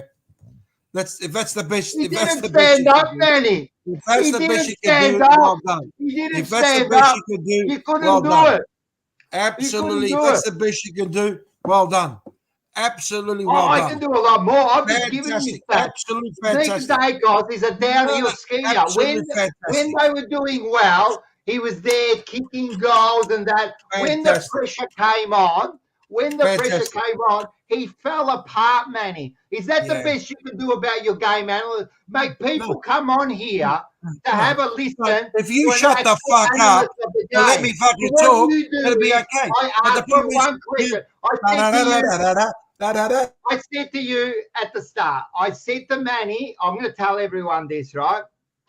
I said this to Manny at the start. I said, you got to stop talking over me, mate, when I start talking. And again, what does he do, right?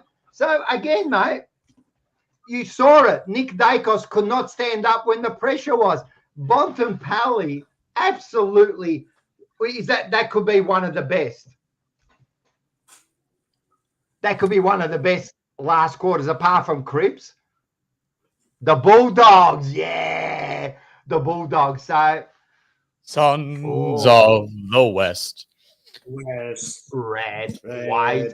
You know what the hardest. So what did I say before we actually had a discussion during the week, Manny? The hardest thing is for you. Is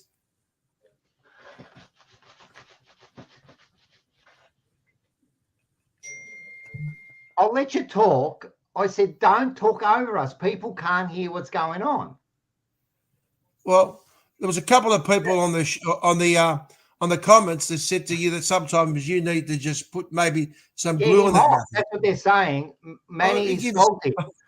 Even Magpie Danny is saying you're salty. Just let me talk, Manny. Well, hang on. You have to admit when Dacos. You're not allowing me. It wasn't my game. I'm in the middle of saying something. Wasn't my game. Wasn't my game. I'm in the middle of saying something. I know you've been salty all week because your comments in our chat has been very issue. Not at all. Your soft Dacos, right, could not handle the pressure at the end, mate. Sons of the West, red, white, and blue. We'll keep on fighting. Bulldogs through went through. Bulldogs fight and Bulldogs win. Oh, the very best. I don't know the song. Yeah, I don't know the rest of it. I just know the first one. love it. It's football's greatest joke. And I'll give you another stat, right? I'll tell you something. In the last 2 weeks, when the pressure's been on, right, against Fremantle, they gave up the last 4 goals in 15 minutes to almost lose that game and draw it. This week, in the last quarter, 5 goals to 0. I'm telling you, they're a bunch of frauds. And no, you can't use the word frauds. fraud. Thing that I'm saying you can't use the word fraud. You didn't get to hear your song at the end. Collingwood. We are black and white. We bleed black and white, and we've always been an army reckon with.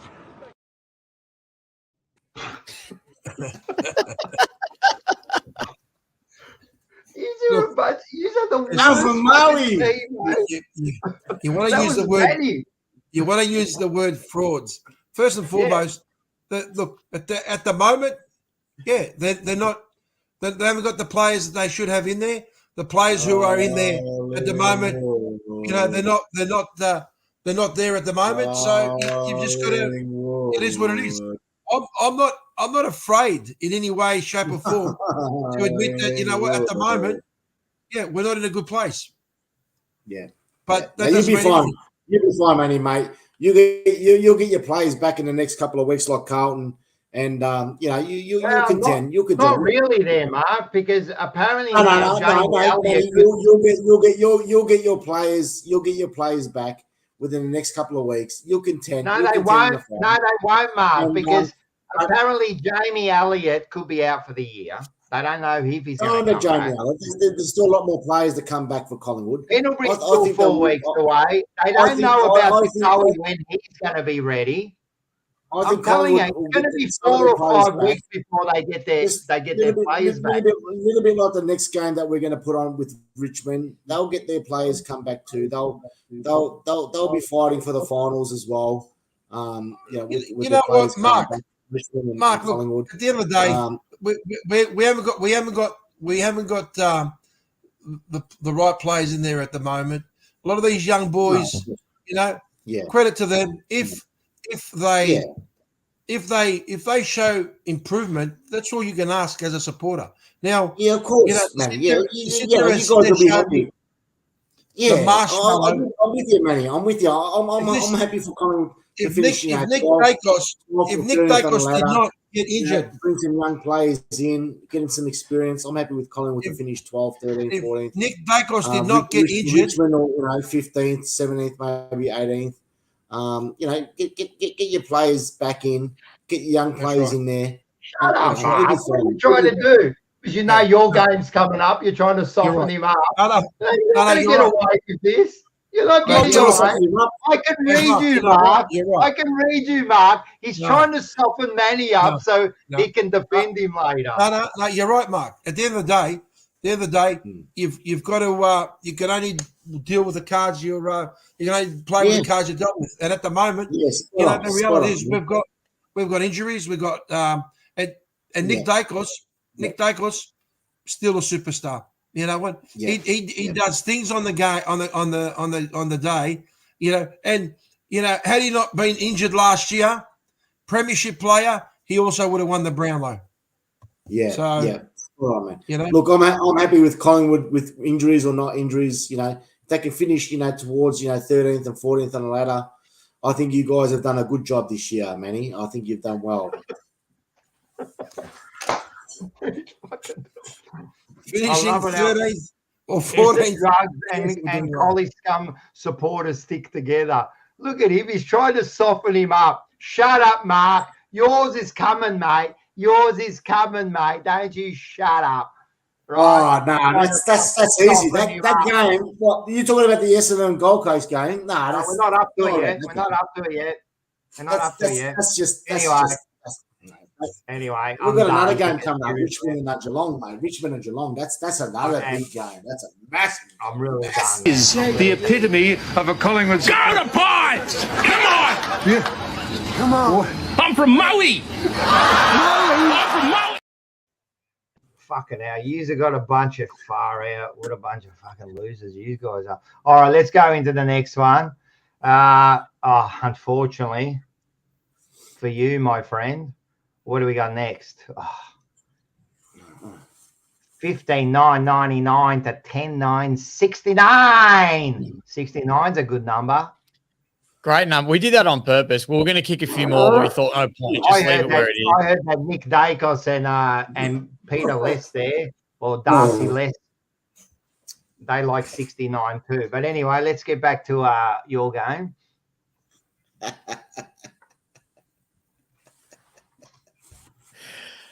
They're loving your man. He's doing a good job there, mate. Go, Quinny. I tell you what, I made the trip. I made the trip down to Geelong. I drove down the highway. I played footy in the afternoon. Got in the car, straight down the highway. Got down to Geelong, and I tell you what, it was great. It was a great first quarter. We kicked the first few goals. We looked good. We hit 5 goals up at one point to go down to Geelong with the list that we had. Down in Geelong, first time we've been there in 7 years or so. It hit the front by 5 goals. Really impressed. Liam Baker scared us a little bit. He went off with what we thought was a hamstring injury. He comes back on, gets 30-odd touches, arguably one of the better players on the ground for the night. And I think we just competed hard. We went into three-quarter time only 3 points down. And, we gave it our all. We had another ACL injury, which is our 5th for the season, to McKelty Lafau, who's honestly been the only bright spark for us all year. So that was a shame. But honestly, I think to go down by 30 points to a side that is contending at their home ground in Geelong, it's hard to win there. It's disappointing. You never want to lose, but there's some losses you walk away from, and you can be proud of the effort they put in. And this is one of those for me. Yeah, well, first of all, I did actually watch that game, and you were 29 points up, so it looked like there was going to be a bloody win for you guys, but you fell away in the second half, especially that third quarter. They got you, but mate, you got another ACL. You've got five ACLs in one side, and man, I saw that he was playing well, man, but the way that leg buckled, you knew straight away, man. So that's another ACL for you guys. And it happened right in front of me. So when it happened, he went down. I saw right it in front of me. We got robbed right in front of me. Honestly, what it felt like, he went down and I thought, oh, you are kidding. And then he got up and he starts jumping on it, right? And he starts doing little sprints up and back. I thought as soon as I saw that, I knew it was an ACL, because as soon as you do the ACL, it hurts straight away, but then you're fine to jump up and down and run forward, upwards and backwards. You just can't move side to side. So straight away, I knew that it was an ACL, and I was absolutely devastated for him. He was one of our better players all year in terms of up-and-comers and blokes that were given a fresh start. And now it's another 12 months off his development at AFL level. And again, he adds to the list. He's our 5th ACL for the season. I don't know how bad luck keeps falling upon us, and Marlon Pickett got injured as well. So it was 2 injuries from the game. We just can't catch a break at the moment. But I was proud of the effort to stick with them as long as we did in Geelong. I was pretty happy. Not Richard Tambling. No, Richard Tambling wasn't there this week. He got dropped after last week. Richard Tambling. Richard Tambling. He was the pick before. Who was he the pick before? We got him. I think we got him and Delidio and one other player. Maybe it was instead of Buddy and Roughhead or something. Oh, just a couple of ordinary players. Yeah, just a couple of average players. Yeah, look, thank you very much. Yeah, we know that. They're all back this week. You've always got to have like even in like the best sitcoms, you've always got to have a couple of clowns in the show, and that's what we got at the bottom there. We've got one big one at the left-hand side there. Where? Queen? Don't call him a clown. The right-hand side then. My right-hand side is Quinn. You're on the right. You're on the right. You don't even know you're right or left, you banana. And there's a story of the lovely lady He was bringing up for very youngly girls. Anyway, yeah, so that was pretty disappointing for you guys. I was actually thinking to myself, far out, because I knew you drove all the way there. And I've been to the new Geelong, like with the new ground and that. How was it? Honestly, really good. And I was sitting in the Joel Selwood stand as well. So I was in the new stand that they've just finished building. The bars were really awesome there. The food was really good. Only problem was I was sitting right next to the Geelong cheer squad in the pocket. So it was shit spot to be when we were down. But it was a really nice stadium. I got to say, if I was down in Geelong and I supported the Cats, I'd love to be going to the footy because it was a great place to go. But to answer Jason's question as well, he injured his wrist. He's been fit. He's still running. He's still got ball skills. So I can't. Yeah, I'd assume he'd be ready to go for tomorrow night. Man, your club did something. Your club did something this year, man, because, mate, yous are getting injured while yous are training. What about Jacob White?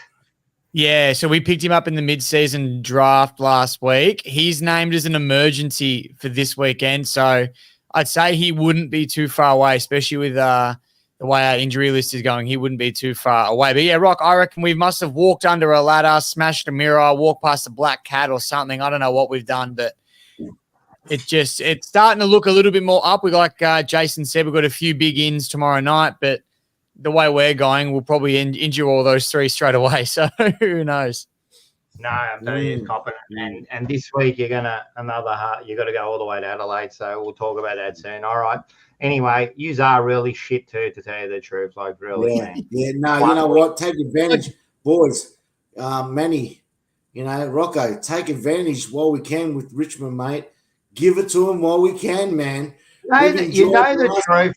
You know what the truth is, mate. We are here to give it to them, mate. Good on you. 7th, 8th, I hope you guys are on the bottom of the ladder and you suffer for the next 4 or 5 years, Quinny. I love you to death, mate, but at the end of the day, it's forever rivals. Good on you, mate. Hope you guys don't win a game for the rest of the year. Yeah, but you know what it is.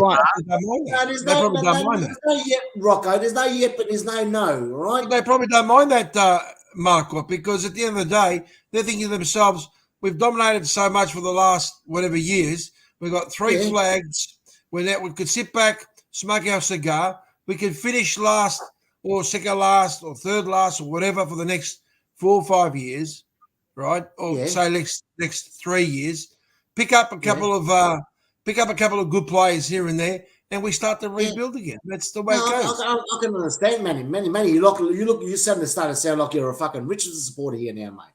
What I'm trying to say, anyway, mate, you're gonna let me talk. I was going to say, at the end of the day, give Richmond what they deserve, mate. At the end of the day, it's for we're here to banter. We can understand where Quinn's coming from here, but really, you know what? Well, okay. Well, you want to talk about banter, Marco. I watched the game against the Bombers, right? Anyway, we're not there yet. We'll get to the Bombers in a second. What I'm trying to tell Quinn. I watched the game against the Bombers and the Tigers. I'm happy to support Quinn because he's a dedicated Richmond supporter. He travels all the way to Geelong. When you get on a roll, Mark, shut up. Listen to me. It's not about that. It's about kicking a dog when it's down. They're that down now. It's not even fun anymore. Oh, and then when they're winning and they start beating Carlton, you're going to sit there and go, it's not even fun anymore. Like, what can you say about a team that only wins one game now? What are you going to say? Kick them down while they're down, right, go, mate. Kick them down while they're down. You wouldn't be having fun. Hey? Listen, I want to hear what Nick Dacos has to say. He reckons that he'd love to play with Richmond because that's bruise-free football.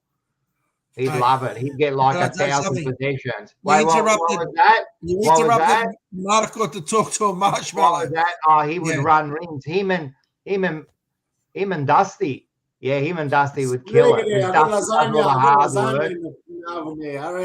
telling me if Collingwood was in Richmond's position, Rocco, you wouldn't be having a field day.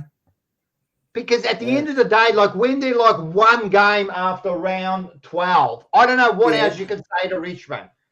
What else are you going to say? They got like Just give it to 1,000 him. injuries, right? Give They it got to him. 5 ACLs. I've just said to him, we want Nick Dacos to play there because they play a fucking no bruise fucking style of footy, right? They're at the Rocco's bottom getting a of bit the ladder. soft. Like, what the fuck do you want me to say about them? Rocco's Like, I getting a bit want soft. some competition. Rocco's getting a bit soft.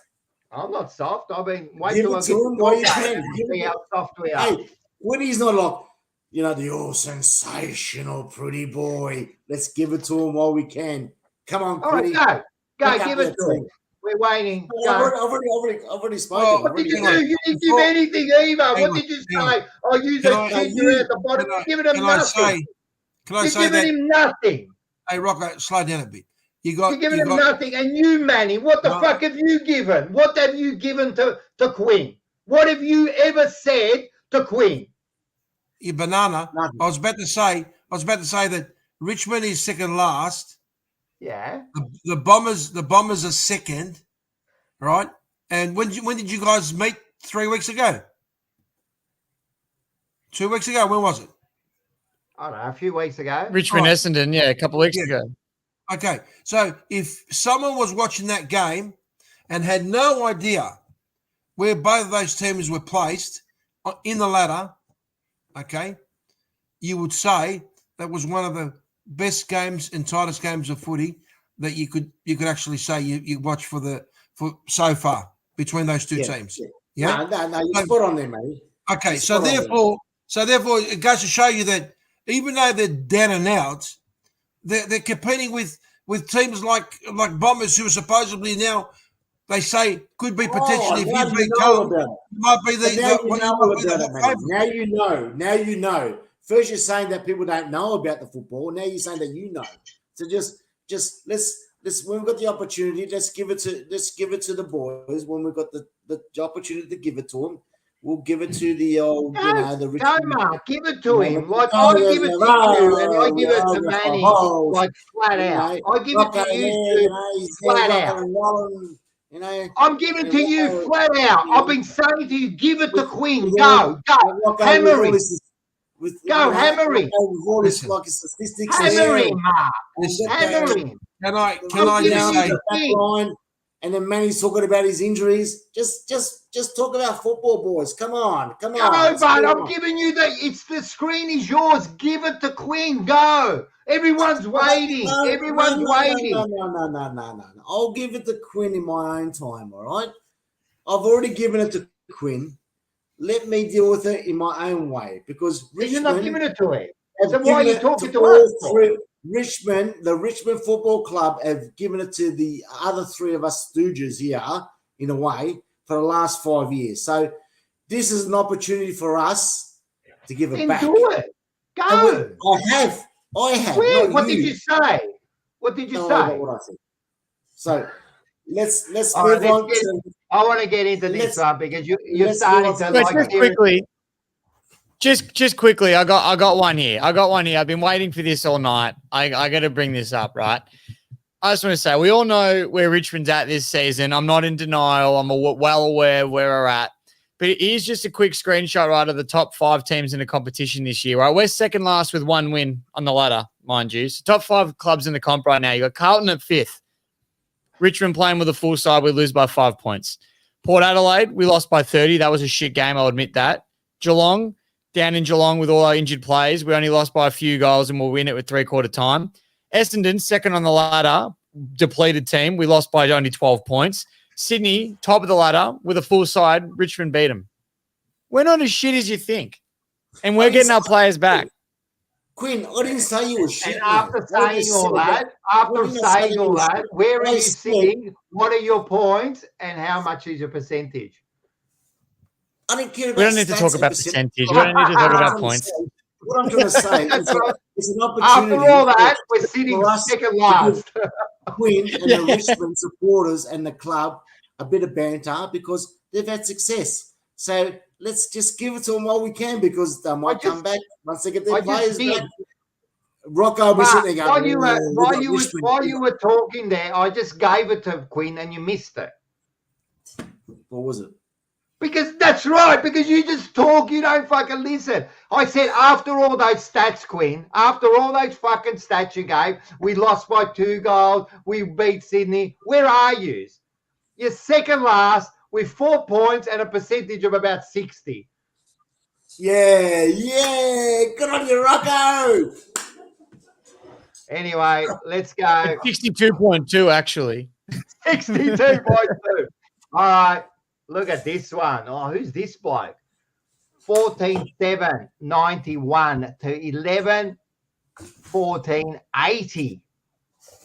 Apparently, the team that we who did Carlton beat last week? Oh, they're only the Suns. And you went down there and you got absolutely. So listen, hey guys, you can now talk about your game. I've got a fucking. I'm starving, man, because I come straight out of work, man, and I'm fucking. So I'm just gonna have my spud here. What do you mean you came straight to work?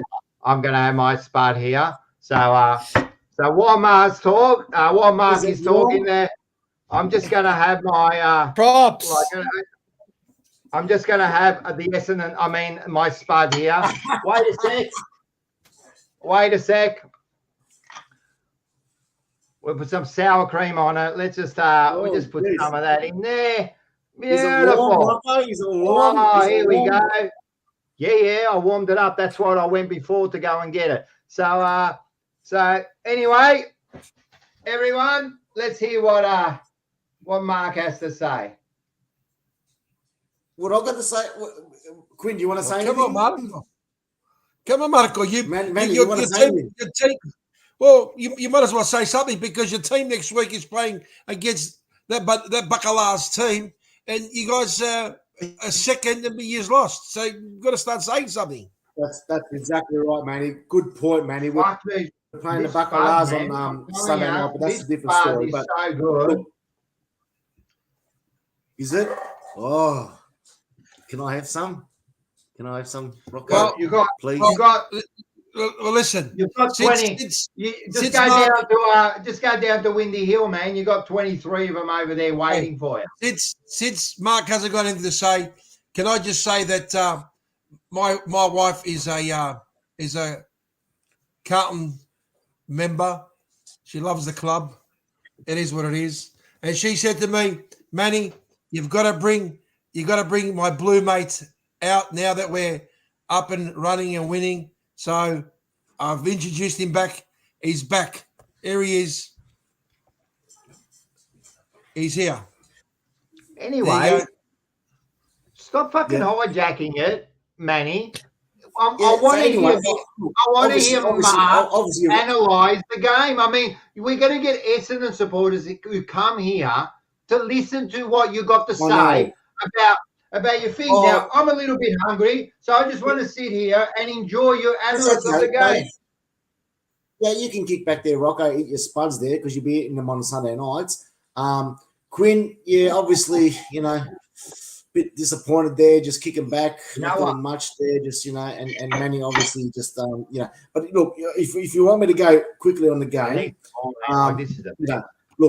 look quickly, guys. I'm not gonna spend 30 minutes on the game, but you can't win them all. Yeah, you can't win every game. Yeah, so oh my God, unfortunately, you're scared of fucking Quinny with your fucking shit talk. He's gone. He's just lost. All right, wait a second. Stop for 1 second. All right, go. Thanks, Rock. What was that? Quinny's offended now, so obviously, But anyway, now I'm back in top spot. Cut a long story short, you can't win every game.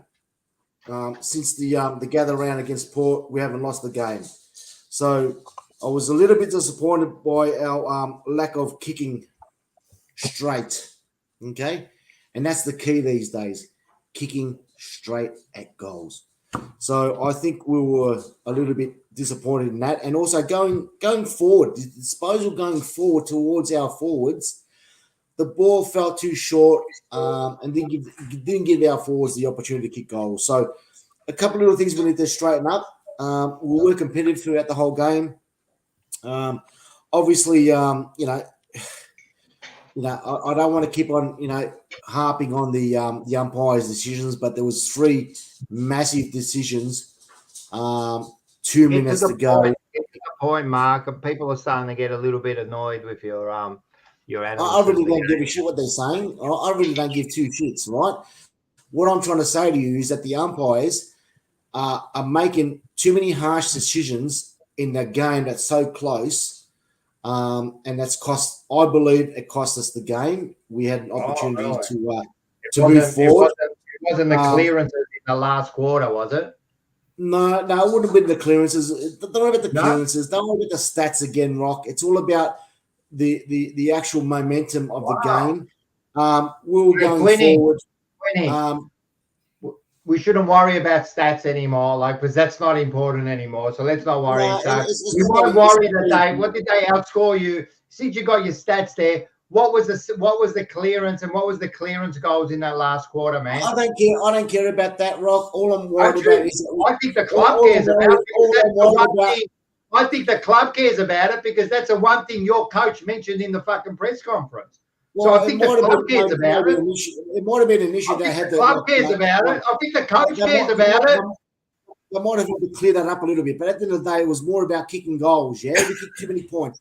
We outscored them. We outscored them. You had a chance to win. You had a chance to win in that 3-quarter time. It's about we kick more scoring shots than them, and our disposal going into the forward line. It's not about statistics. It's about going forward. It is, but going forward is statistics. Now I can't even say it is. Hey, Mark, let me ask a question. But anyway, look, Gold Coast deserved to win the game. It was a couple of goals. Apparently not. We were down by 5 points. It was a minute and 40 seconds to go. 3 umpiring decisions that can cost the game, especially when it comes to the finals and grand final. Those umpires they'll get murdered. So look, we Gold Coast fortress up there. They haven't lost, but I'm still pretty proud of the boys. Nick Hind, it's good to see him rejuvenate himself, best on ground. Zach Mayer obviously keeps on going, and Dyson Heppel, a bit of experience in the back line. So we're still missing some players. Sam Draper, Darcy Parrish, Mason Redmond's not playing this week against Carlton. Injuries don't matter. Injuries don't matter. No, injuries don't matter. It's not going to matter too much, but we're missing some players through injury. We're missing some players. So, according to you, it shouldn't matter at all. Exactly. Marco, according to you, it shouldn't matter at all. According to you, you were the worst at it. Did you have 22 players out there? You got 22. It doesn't matter. Now injuries make a difference. Did you have 22 players? No, it's not going to make a difference. It's not going to make a difference. But we're missing those players that are in my best 22. But there is no best 22, Mark. We just keep going forward. I've just got Merritt on the fork here. That's all right. Merritt will keep coming blokes quiet this week. But let me ask you a question. Second on ladder. I just want to finish off my segment, Manny. I want to finish my segment. We're still sitting second on ladder, and I'm still proud of our boys to be sitting there after last week, and anything can happen from here onwards. Okay, far away if you want to say something. But I'm happy that Rocco let you. I'm happy that Rocco let you finish your segment. Can I ask you a question, Marco? Based on the fact that you guys are sitting second, and you're having a look and you see who you guys have played at the moment, is it fair to say that the way you guys are playing at the moment, or the way you guys played last week, with what kind of confidence will you be going in this week against a team like Carlton, which at the moment, if you compare the two teams, regardless of whether you're second and they're fifth. Shut up. Because you know the fucking schedule. You know we're going to talk about that game in a sec. That's fine. Right? But what I'm saying is, He's telling me that they've lost the 22. Yeah, we'll talk about that when we play Carlton and Essendon. For now, we're talking about Carlton and fucking Gold Coast. Essendon and Gold Coast. We'll talk about that in a sec. That's it. That's No, done. That's the segment. It's done. Yeah. So we'll speak about that, man. Manny, I'll have my. I want you to ask that question in about 10 minutes' time. We're going to ask that question because there's going to be a big review about it. Now, I have got.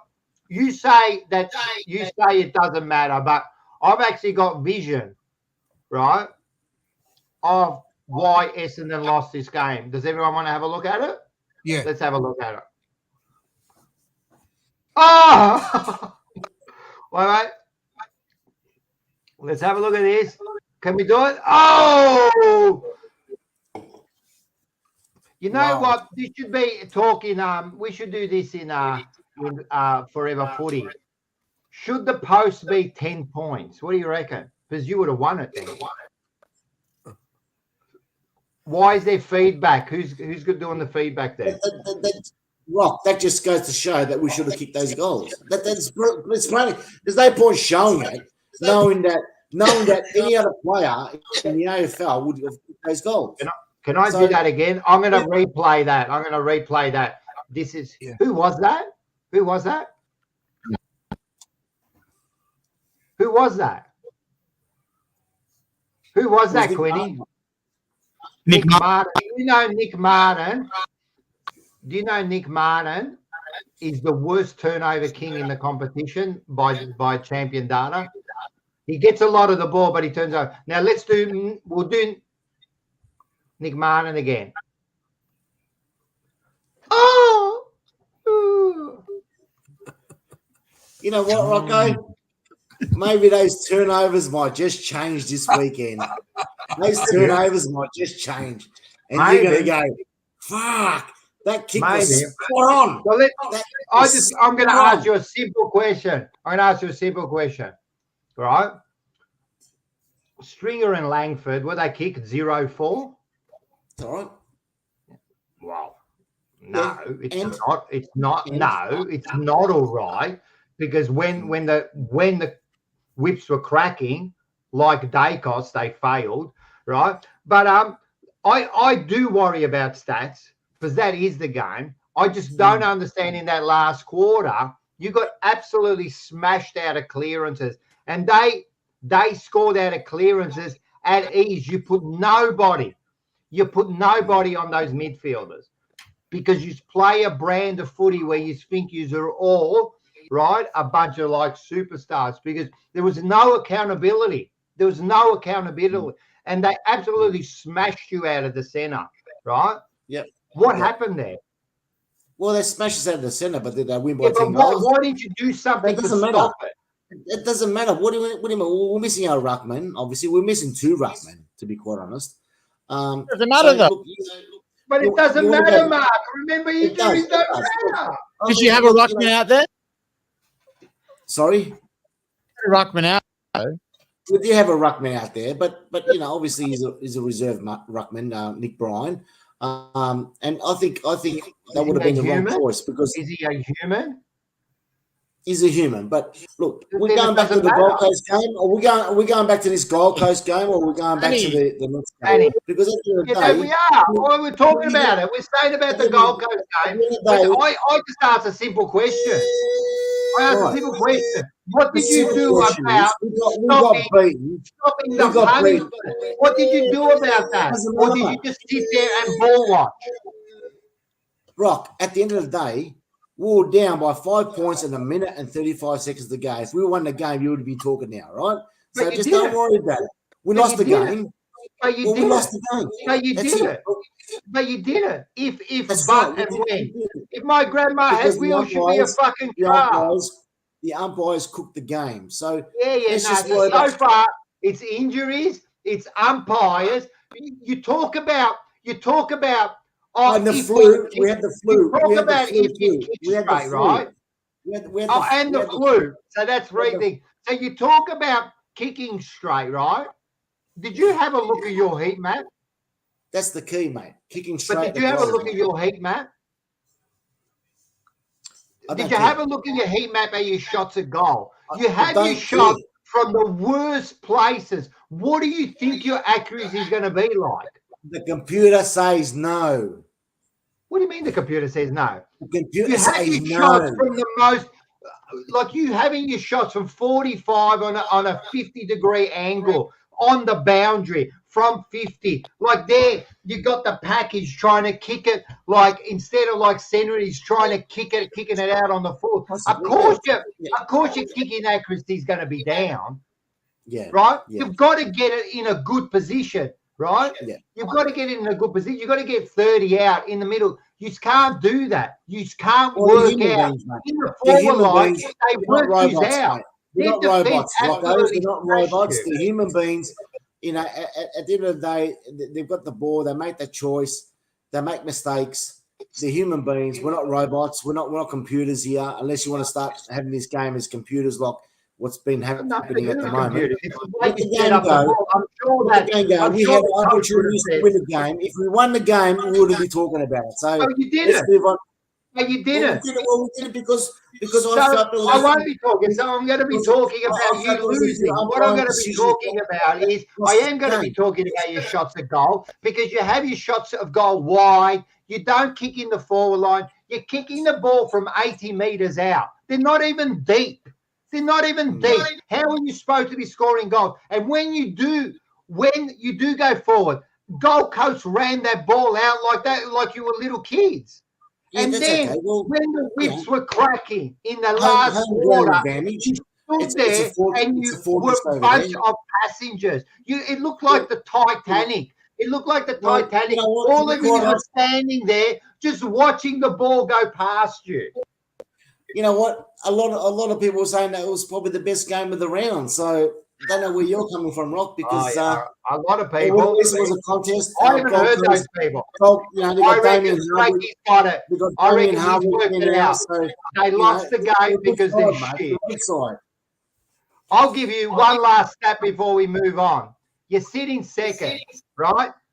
You played the bottom 5 sides and you barely bet 3 of them. Who's got that? Who's got a recording on or something? It's annoying. I don't know. I can hear something. Someone's got something on. Anyway. Oh, look at this. See, there's feedback. What's that? Okay, no idea. Well, g'day, Ken. I must say that was a poor call against Essendon in the dying stages of the game, but you know what? Couldn't happen to a better team, so suck it up, man. What do you reckon about that decision? You were laughing. You're talking about you were laughing at Manny, and you copped the same kick in the ass.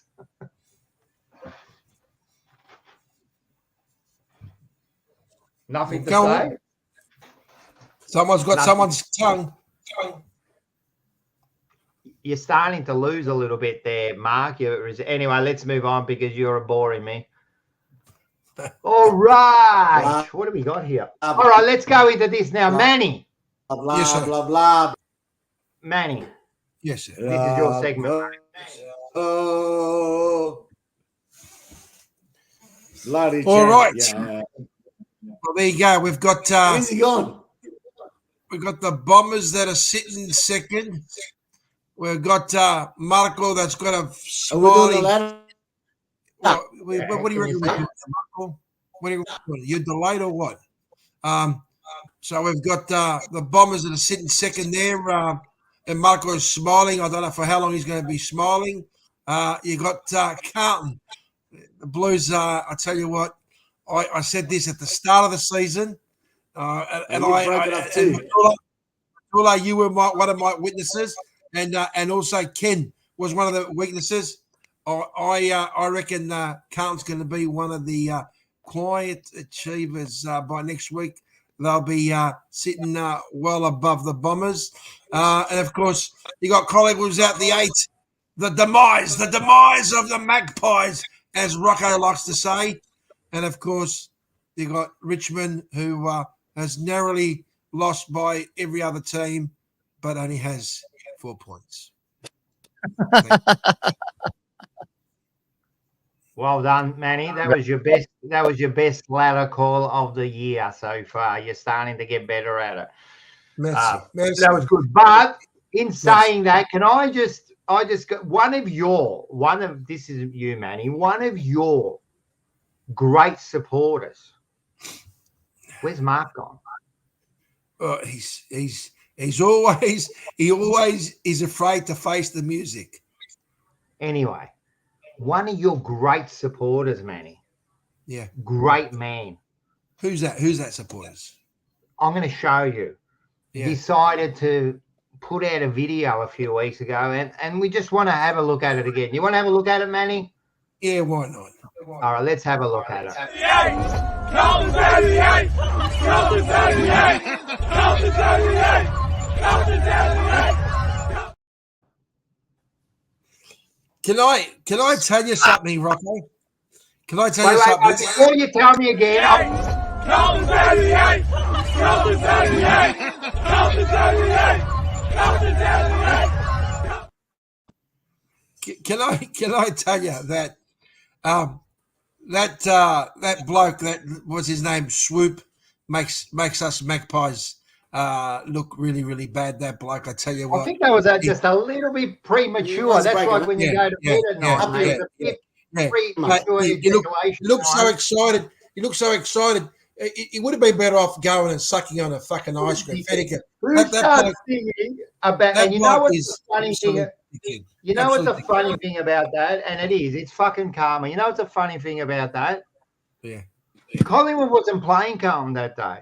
No, that's right.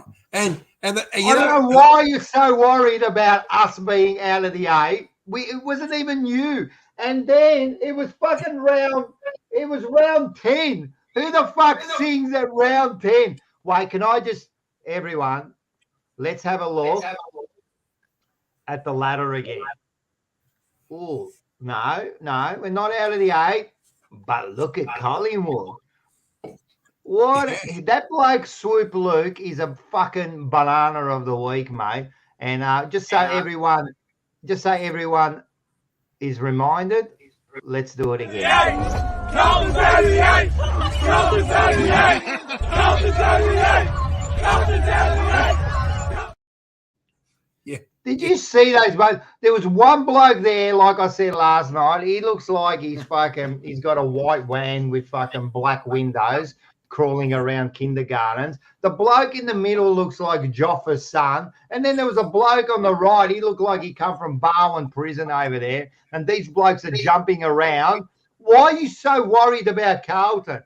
You know why? Because they are worried. They're more worried about other teams than their own bloody team. I tell you what. As a conversation I was having today with Ken, and this is something that Ken's put on there. If you can put it on there, where he's talking about the Bombers will be the first team. He says, put that in. I want you to see that. Because I reckon that makes a lot of sense. That Harley Swoop's fault. No, it's not Swoop's fault, but if you're going to put yourself out there, mate, and you're going to put that shit, because it is his fault, you know why? Because he's the one that uploaded it onto the socials. He didn't have to upload that. Don't worry, mate. When we go and do street talk, there's plenty of shit I don't upload. You've been with us, Manny. How much shit could I have recorded and put it up on fucking, and I don't? Because you got to be careful. So you know what? It is his fault, mate. Soup made himself a lot smaller 2 weeks ago. That way smaller than me. Fuck it, he's small, mate. Yeah. You got to be very, very careful what you say, because that's the best. Karma, mate. I love the karma. It comes back to bite you, mate. Anyway. Swoop Luke. And you know what? He represents your club. You got people like Joffa, fucking Swoop Luke, who represent your club. They go down that pathway. Okay. Everyone is responsible for their own behaviour. All I've got to say is this. Brother, what's that? What's that, brother? What's that, brother? What's that, brother? What's Ollie say? Ollie says that I sell women's shoes online. I do. I sold you a pair, Ollie. Karma's a bitch. He's the one who uploaded it on YouTube. And actually, I've seen his comments. I've seen some of his comments saying he doesn't care because he's making money out of it. He's a clout chaser. That's the problem with him, mate. He's a fucking big clout chaser. Oh, well, each of their own. You know, what do you do? What do you do? That's because you have integrity, Rocco. Well, I'm telling you, you've been, I'm going to say, Manny, you've been out with me. We could have taped some evil shit. You came out with me. You came out to my territory. Right. I come out with you. I own the camera, and I control the camera. Could I have taped some shit that made people look really bad? Yeah. And you know, that's the thing. You know, it's all about having fun. You know, and it's all about having like what we do here every Wednesdays. And sure, we to many people that don't realise, but we actually don't like each other. I can tell you right now. I am seriously. Yeah. I'm telling you, everyone in the comments now, apart from Quinn, because I feel sorry for Quinn, and he's young. I don't want to destroy him too early, man. Like, seriously, these days, you're scared to say something to the young kids because they go into a depression and then they start blaming everyone for their deficiencies. So I take it easy on Quinn. He's like my son. Yeah. I don't want to hurt him too much.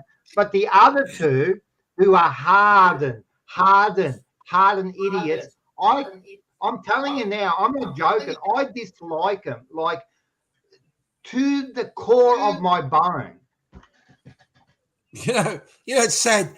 We get on at 7:29, and as soon as you turn off that camera, mate, we despise each other so much. We tell each other to go, and that's it. See you next Wednesday. We don't want to know anything about it. I say after the show, I go, fuck you, Manny, you're not coming on anymore. And I say to you, Mark, you give me the fucking shits, fuck off, every week. Well, and listen, and we always come you want back. to be careful. You want to be careful with threatening me about coming on the show because I might decide next week not to turn up. Well, we know what's going to happen next week. All right, you'll be fine, man. You'll be ready to rock and roll. You with love us, it. You dream about. We all love each other. We all love each other, boys. All right, let's go into. You want to go into the tips? Oh, we might as well. All Let's right. do it. T20. Here we go. Do you want to do? We'll do that at the end. Okay. You did say tips, didn't you? Yeah, we'll go to tips. So what we're going to do is we haven't played this. I like it. Well, let's play it.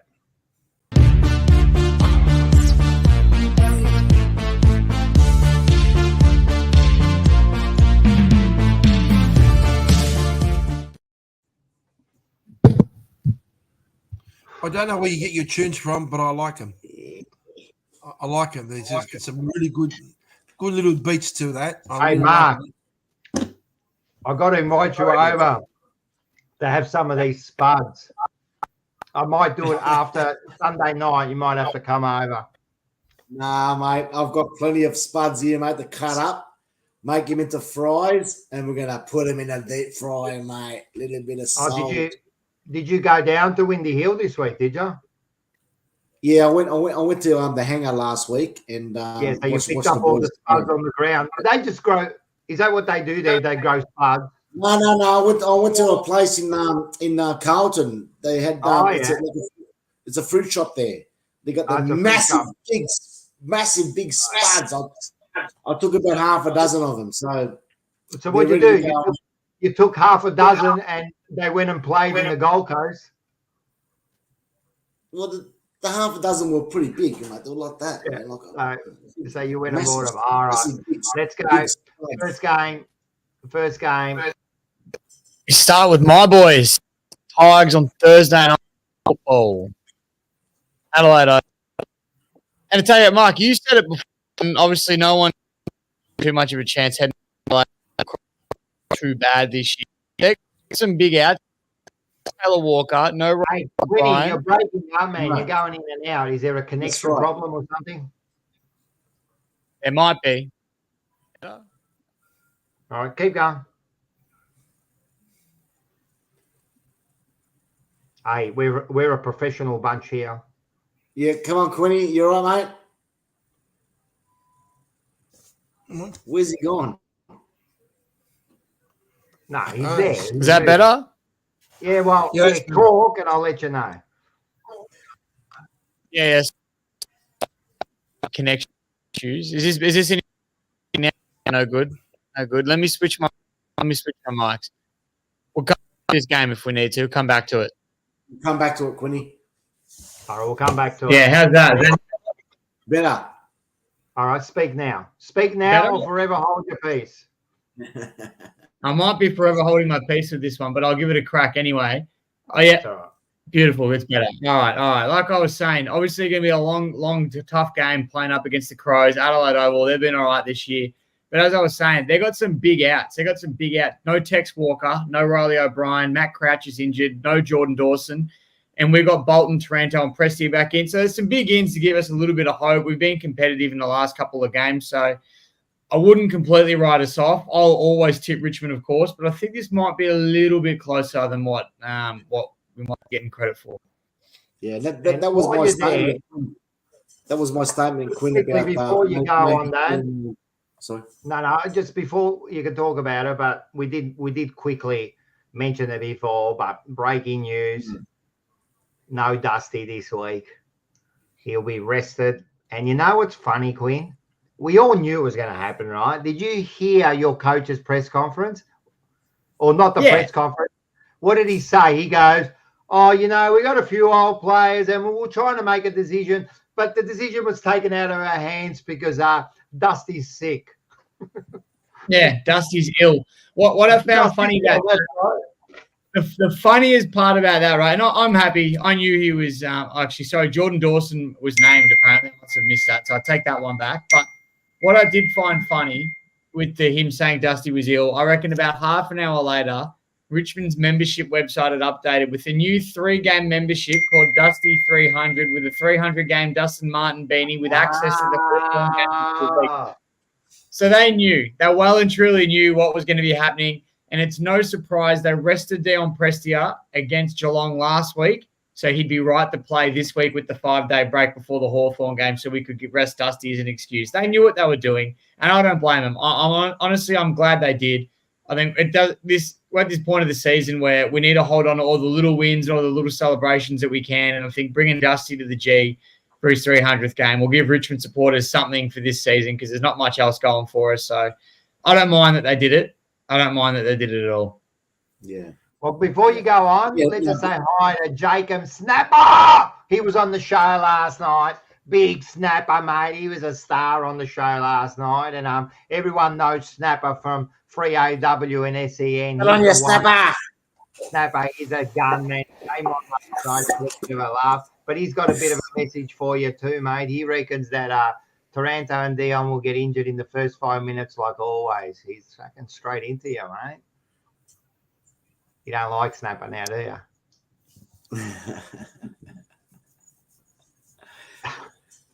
I know, he's trying to...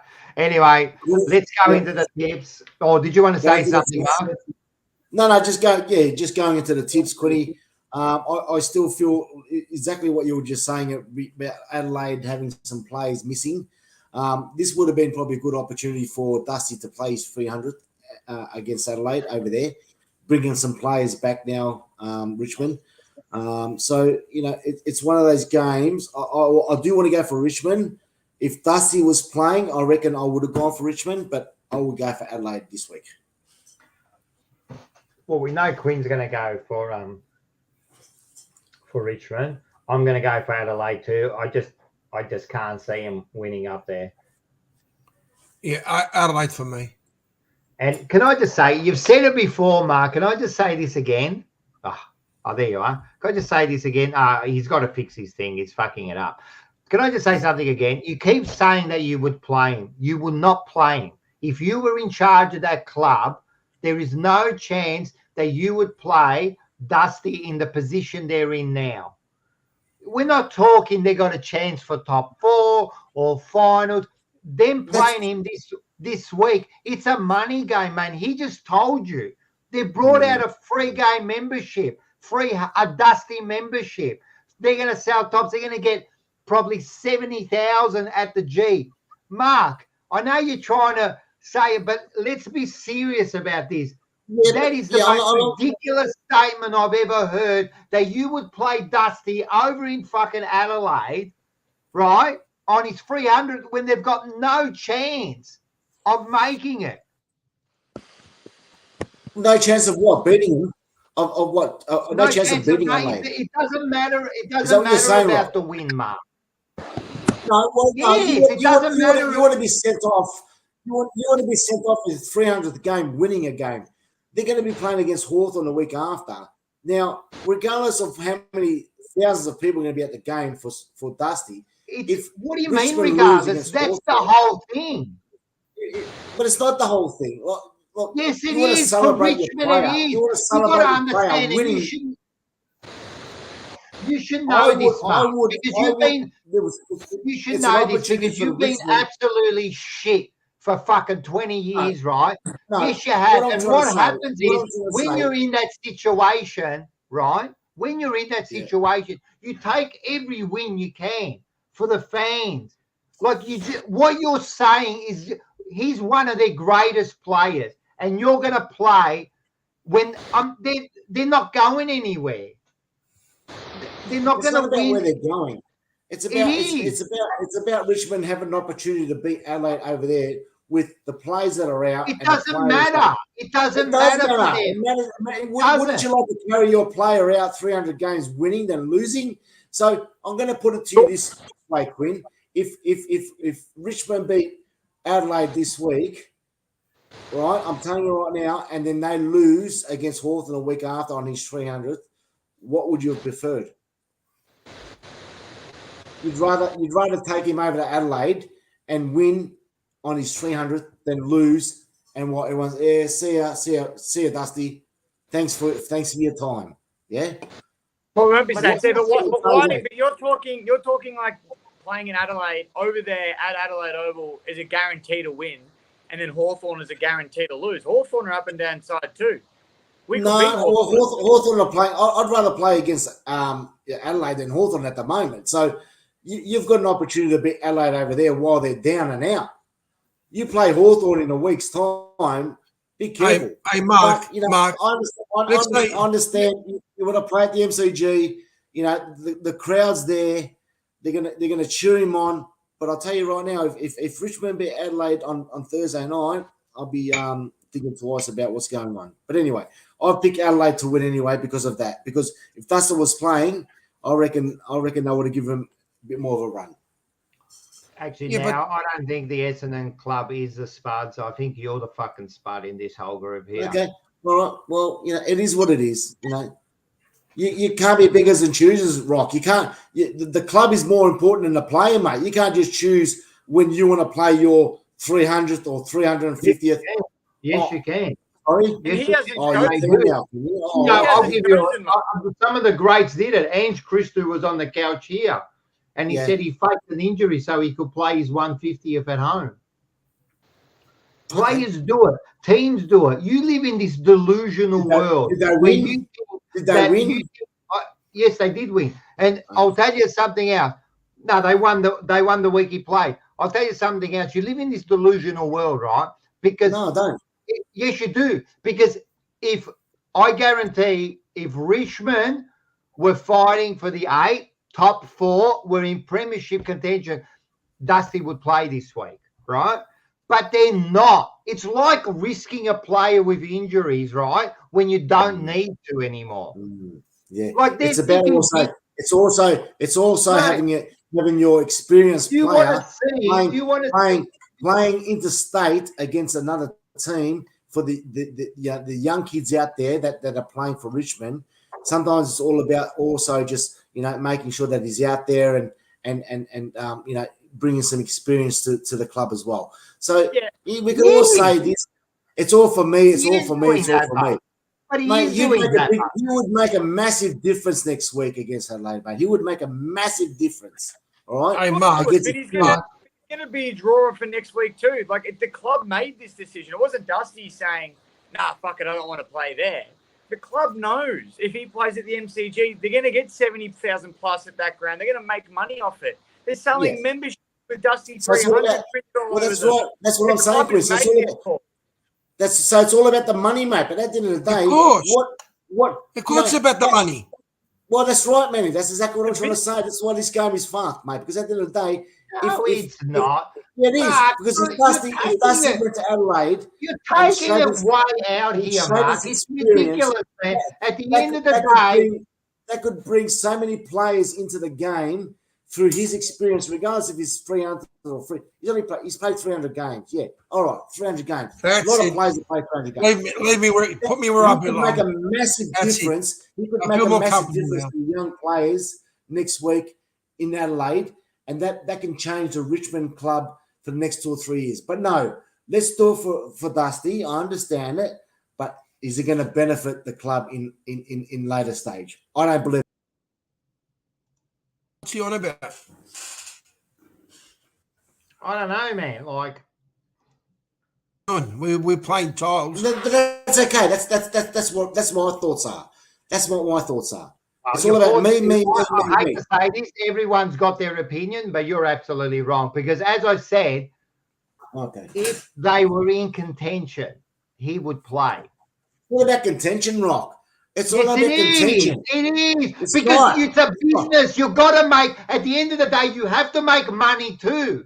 Or else you're done. I'll give up on football if it's all about business, mate. I'll give up on football. It's not all about business. It's not all about business. You're putting words in my mouth. It's not all about business. But in each situation is unique.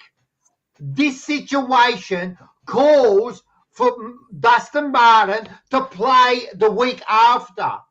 That's it. It's not every situation isn't the same. Far out, mate. Oh, well, that's fine, Rock, mate. That's fine. But I'm just saying that if he's not injured or there's illness or something, maybe should they should just say that. Play. That is the most ridiculous thing I've ever heard. Richmond, where they are at the bottom of the ladder with one game, right, would play Dusty's 300 in Adelaide. Fucking hell, mate! I'm telling you, you've said some dumb things, but that's the dumb. It's like saying to me, it's an opportunity to beat Adelaide over there, mate. So because the week after that, Hawthorn. Hey, Mark, it's like you saying to me, I've got my birthday next week. I'll come over your place to celebrate it, Manny. But all my family and friends are going to be at my place, but I'll come over your place. You're more than welcome to bring them all, mate. You're more than welcome to bring them all over here. Do you understand? Does that make sense? It does make sense, Manny. You're more than welcome to bring him over to my place, mate. It doesn't matter. I'm glad you're not in charge. As long as you enjoy your day, that's amazing. We're starting to pick and poke. This is It is, because at the end of the day, as much as it's football and it's all about football, it's also a business. Right. What do you think? What do you think? And I know that you've done this. Why do you think clubs sell their home games away sometimes? Well, I can't understand how Melbourne sold their home game against them. But because they need the money, mate. Because at the end of the day, mate, you need the money sometimes. They have 15,000 supporters there, or 15,000 whatever. I don't know about that situation, but I've seen other situations. No, because sometimes, Mark, it's not about the 15,000. The AFL actually pay them to go and play somewhere else. So they might make $500,000 off the top straight up.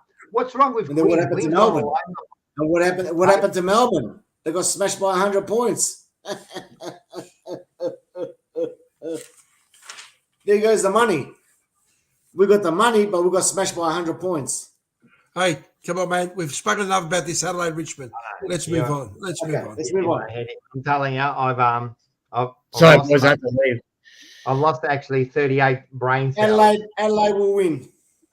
All right, let's go. Before we go on, I can't do this anymore. Sorry, Rock. I've got to have Manny and Mark at the bottom. You've got to be at the bottom. You've changed me. You don't deserve to be up the top. Sorry. I haven't been up the top all night. Oh, you're never going to be up the top because you're a fraud, just like your side. I'd rather be on top of the ladder than on the bottom of the show. Yeah, I'd rather be on top of the ladder at the end of the season, not in the middle of the season. Come on, move on. Let's go. Bulldogs, come on, Quinny. Bulldogs, Brisbane. I'll be at this game, funny enough. It's a big one at Marvel. Lions don't play well there, and Dogs have hit themselves a little bit of form, just a little bit of form. So I reckon they're a pretty good chance at Marvel Stadium to knock off the Lions, and I will be tipping them. So you're going to tip the Western Bulldogs, yeah? Yeah, the Dogs.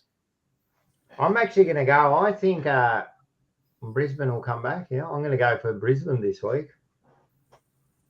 Yeah, good for because anyway, I just think Western Bulldogs are up and down, even though they've been pretty good in the last few weeks. Just quietly.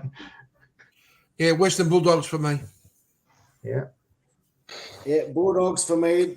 The Brisbane Lions have been more down than up, so Bulldogs for me. Next one.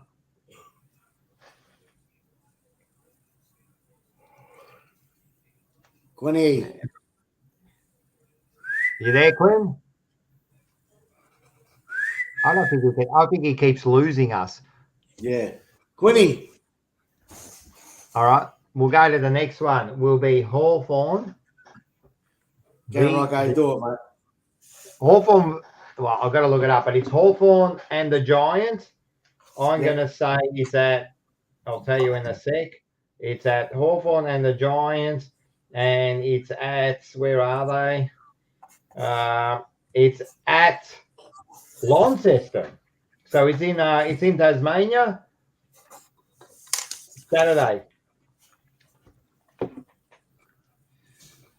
What do you reckon? Come on, Quinn. Anyway, use make it. I'm going to go. What are we going to go? Hawthorn and the Giants in Tasmania. What do you reckon? Ooh, you know what? All right. I'm going to go. I'm going to go with. Put a sign up, Winnie. Hawthorn. Write a sign. Write a sign with your tips. All right. Okay. All right. So apparently, he just wrote me a message. Apparently, he can't hear anything. So something's gone on there. What do you say, Manny? Hawthorn. Mark? Flip of the coin. All right, flip of the coin.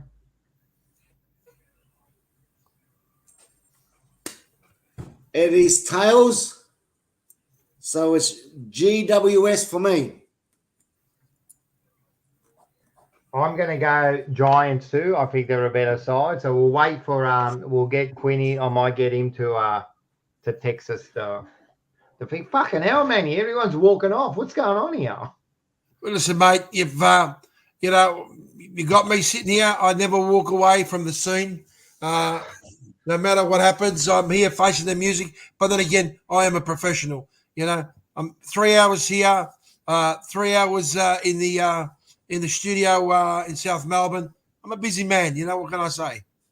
Well, we got cricket shots here. He reckons he's going to be a draw, so he's picking a draw. I'm going to pick GWS. I don't know why Mark walked off. I'm telling you, I'm sorry, people. This is very unprofessional. I can understand Quinny, but where did Mark go? Can I say I'm going to change? I'm actually going to pick GWS also. I'm here. Are you? Yeah, I'm changing I'm GWS. always here, mate. All right. So the next one is, I don't know where he's gone. The next one is, I might get him to write. He could put it in the chat for us. Next one is Eagles versus North Melbourne over there at the Eagles at Optus Stadium. Eagles. Oh, the Eagles have lost Reed for the next couple of weeks. Nah, big But deal. West Coast Eagles. Let's move on. Yep. Then we've got the Saints versus the Suns. This is an interesting one because at the end of the day, the Suns have not won in Melbourne yet. Where are they playing? Marble? Well, Marble, yeah. You know what? I'm going to pick the Suns here. I'm going Suns too. I reckon the No, I Suns think are St going to Kilda will beat them over there. I think St Kilda will beat them at Marble. St Kilda for Really? me. Yeah, Wow. I think so. They've had a few wins now, the Gold Coast Suns. They'll be fine. Yeah. All right, so you reckon they're shit St Kilda. All right, next one is Sydney and Geelong over in Sydney. Ooh. Yeah. Sydney for me. Sydney, yeah. Geelong at the moment, they've been hot and cold, you know, and if it wasn't, if you watch the game against the Tigers, the Tigers had a couple of their superstars in there, it would have been a different ball game. So I don't think Geelong at the moment is not. They're not up there. Traveling. They're not traveling well at all. I'm going to go Swans. They're definitely the best side at the moment. Yeah, so yeah. They're definitely. Well, he's in the thing there, but he's not on. So he's there.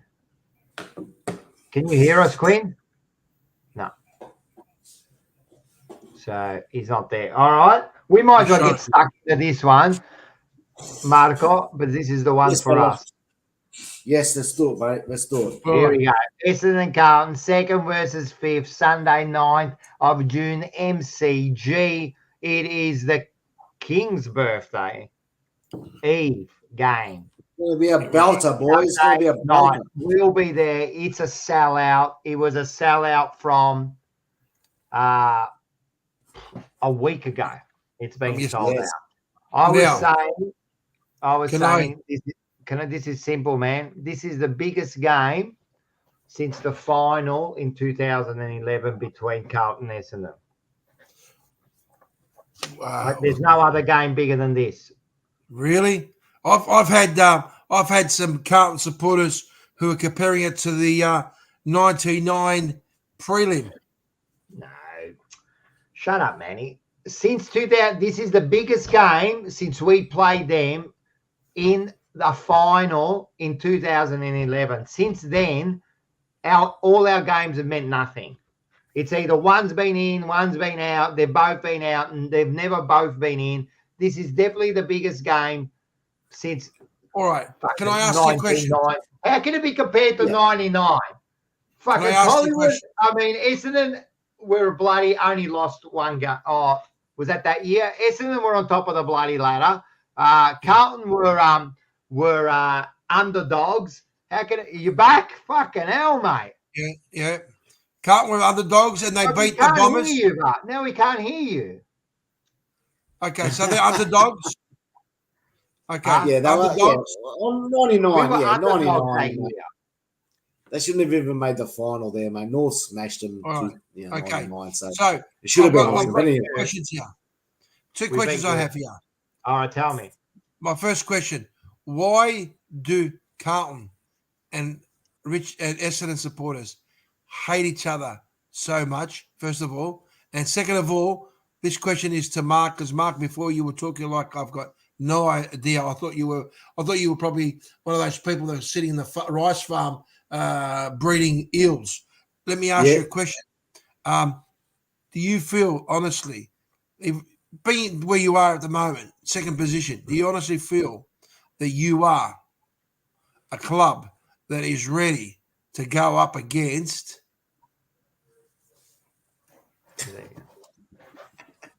the Blues? It's a big question. The rice farm, there's no sun. There's no sun on the rice farms, mate. I don't know what you're trying to get at, Manny. I don't get it. I'm asking you a question. I know what you're trying to say, mate. But at the end of the day, that's okay. Look, we're sitting second on the ladder, all right? We're probably not playing, the full potential of what you may require from Collingwood, but we're still Talk sitting about Collingwood. second. What do you want me to say, Rob? I've asked you a simple question. I've asked you a simple question. do you believe that your team, who's sitting there second at the moment, see, if I was second and you said to me, am I going to beat Carlton? I'd say to you, mate, we're going to rip them apart. You're sitting there now and you're stepping around little eggshells because you're scared to say, you know what? Grow some kahunas, mate. Are you capable of beating Carlton on Sunday? No, I would never, ever say that, Manny, because when we play Carlton, Collingwood, Richmond, these teams, it can go either way, mate. So you can sit there and be so confident about how your team's going to beat Essendon, Collingwood. But, look, if we just do the simple things in the game of football, it's called pressure and kicking goals, you'll beat any team. So, look, Carlton are playing some good football. Don't get me wrong, yeah? But I'm not scared of Carlton. Why should I be scared of Carlton for, mate? They're a bunch of spuds, mate. So let's just worry about the game on Sunday night. And if they come out and smash us, so be it. Okay? It's part of football. But I'm happy that we're sitting. But I'm happy we are sitting in the position that we're sitting, as opposed to sitting 10th position and worrying about what injuries that you guys have got. We've got injuries too. Carlton's got injuries. Right? We've got injuries too. It's the first time that the two Mackays are going to be playing on each other. Is it going to be interesting? Who makes you say that? What makes you say that, Rock? What? What makes you say they're going to play against each other? Well, what are they going to do? What? We automatically assume that the brothers are going to play against each other. I'm sure they'll be on each other at some time of the game. Oh well, of course, man. I'm not going to sit here. Well, they're playing again. It doesn't matter if they're going to play the whole game. Like, what is that? Of course, at some time they're going to play on each other. Of course, it's a publicity stuff. It's a publicity stuff.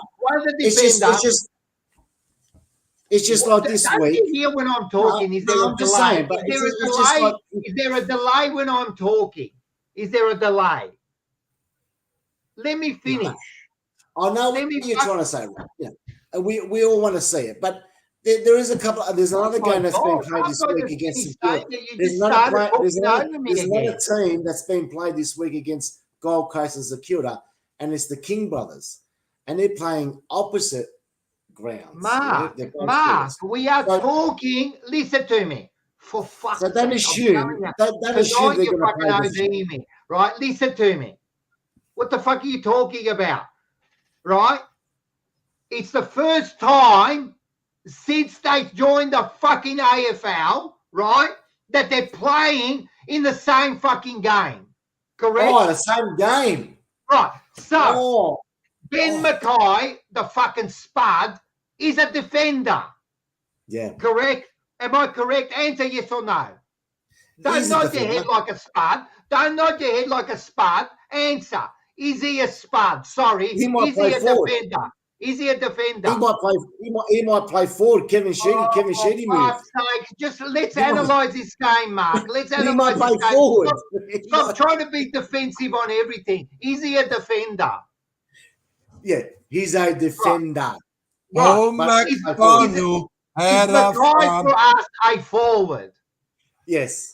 So at times they will be playing on each other. It's the first time. It's a big thing. Shut the fuck up, right? You are now. All I want to ask you is this, right? Where are you going to beat us? Look, firstly, I really don't give two shits about who's playing against each other, Mackay brothers. Good on them. It's a great effort, but that to me doesn't make a difference in the game. It's a good hype. Let it go. Let everybody, Answer the question. Where are you going to beat us? Like, forget about it. They're playing against each other for the first time. How are we going to become? How are we going to become? Playing against each other for the first time after 9 years. After 9 years, it's the first time. It's a big thing. I know you think that, playing Dusty in his 300th, Mackay's playing together isn't a big thing in footy, but it is for the supporters. Now, the question was, I hate for you to be in a courtroom. I hate for you because you would people would kill themselves in the courtroom. Where are you going to beat us? Just answer the question. Where are you going to beat us? Where are you going to beat us? Where are you going to beat us? Where are you going to beat us, Mark? Where are we going to beat you guys? Yeah. Oh my God! I've asked you 8 times. It's very simple, Rocco. Yeah, Very tell simple. me. It's simple, Rocco. Sensational. Kick goals and put pressure on the opposition player. That's all. That's it, mate. And that's what we're going to do. Doesn't matter who's in, doesn't matter who's out, doesn't matter who's kicking goals. Put pressure on the player, go forward and kick. You've spoken like a true person. You know, you remind me of this kid that was talking until he found out that he was talking to the wrong person, and he found out that the person he was abusing was my cousin. And I walked around, and as he saw me come around the corner, all of a sudden he was, mate, he had no balls. So, in other words, anyway, we got Tiger. You're telling me you don't have the confidence. You don't have the confidence to admit that you guys at the moment are not showing, even though you are second in the ladder, you're not showing, as far as I'm concerned, you're not showing to me that you do have what it takes. You've played all the Tiger. Listen. We played Collingwood. We got Tiger. We got. Shut up! Shut up for a second, Mark. Shut up! I'm trying to say. You're playing all the. For fuck's sakes, man! Jesus Christ! I was gonna say, we've got Quinn in the comments because he can't get online. I want everyone to know that. Have you finished? Have you finished? Don't jump the gun, mate. Don't jump the gun, man. I'm You telling know you you're right on now, mute. Mate. Rocco's. Oh, for fuck's sakes, man. Jesus Christ, man. Seriously, he's becoming annoying now. Now it's becoming like you can't even fucking like talk anymore. Mark, I'm trying to say something serious, mate. I'm trying to say you got to stop talking over people. Relax a bit. I'm not talking over nobody, man. Money was talking over me. You told me how Essendon's going to win, right? And I told you, but all of a sudden, Mr. Magpie Manley here gets involved, right? And then now you're telling me to shut up. So because all I wanted to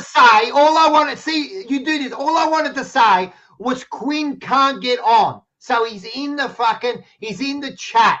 And I wanted to say, because I want Quinn to have his say, right?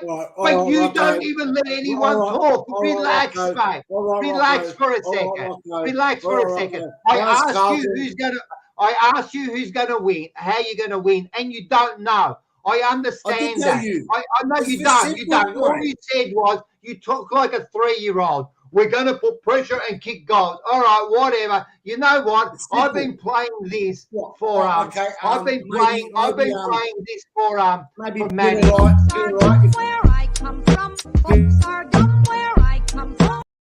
In actual fact, it's you. It's you. Right now, I asked you and you don't know. That's all right, Mark. You don't know. I understand. You don't understand the game. I will say, Rocco, that we do need to keep Kerno Mackay down to 5 goals for the game, and the game is ours. What Rex Hunt used to say, it's all over. So that's my Rocco, anyway, can I have my say? You know why? Because seriously, like the people do come on. Mark, the people do come on. At the end of the day, they want to hear banter, but they also want to hear about the games. They do want to hear what's going to happen. They don't want to hear, I'm talking, Mark. Yes. They do want to hear about the game, not just, we'll kick goals. All right. So yes, in actual fact, I wish I was simple-minded like you, because in actual fact, watching the game and trying to like analyze it too much actually hurts me. I wish I was simple like you, right? And Snapper's correct. His head is hurting. All I was going to say is this. You talk about pressure. you would have to do a 360 turnaround to put pressure on Carlton because you are the worst pressure side in the business, right? The second part of it is your midfield, right? Who have you got as a midfield? Who have you got? Merritt? Well, we got some hard midfielders. Who? We got Merritt, we got Durham. Merritt's soft. He's not hard. He's actually. It's not saying, Rock. I can't talk because you're jumping because in he's all not the time. hard. He's not. Don't worry about he's that's what I'm softer saying, than Rock. Don't worry Dacos. about the He's actually statistics, mate. softer than Dacos. It doesn't matter about the players. At the end of the day, It does. It does. It matters everything about the players. It matters everything about the players. Rocco, you're now drifting. Rocco, you're now drifting. I'm asking you the question, Rocco. Marco, hang on a second. Stop drifting like Marco there. I'm not drifting. Rocco. I'm telling you where we're going to win it. I was trying to explain where I'm going to win it. Where I think Carlton's going to win it. Well, is it going to happen? We don't know until Sunday. But if I'm sitting there analysing the game, I'm telling you now, your midfield is weak, right? You've got a bunch of soft players. We'll put Cotter on Merritt. He won't get the ball. I'll tell you right now. As far as your forward lines, if the package doesn't fire, you've got no one. Is Langford playing this week? Because he went off injured. Well, yeah, it was a corky on his hip, but you know, mate, the corky's going to be tough. Is he playing? Have you heard anything? He's named. So, but you think? Have you heard anything? It doesn't matter if they're named. He's not going to be named now. No one's been named on a Wednesday. The teams don't come out till tomorrow, and your final team won't come out till Friday. So you don't know if he's going to play, right? That's the first thing. For what the players are playing, that's my. No, at the moment you don't know if he's playing. Redford's out, right? So what about Setterfield? Setterfield will come in. He'll come in. Laugh. Everyone laugh. Don't worry. He's a tall.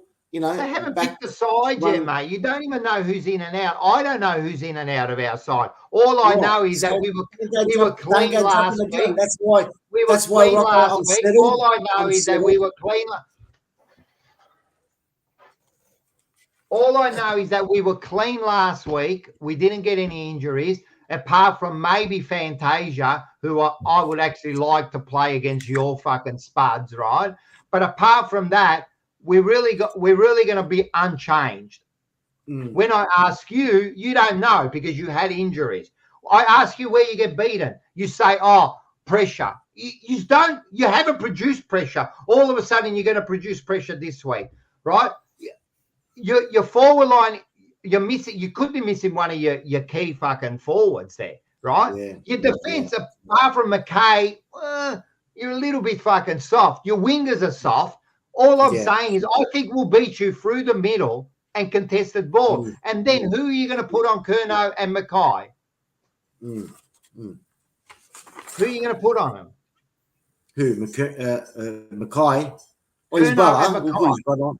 Yeah, we'll put his brother on.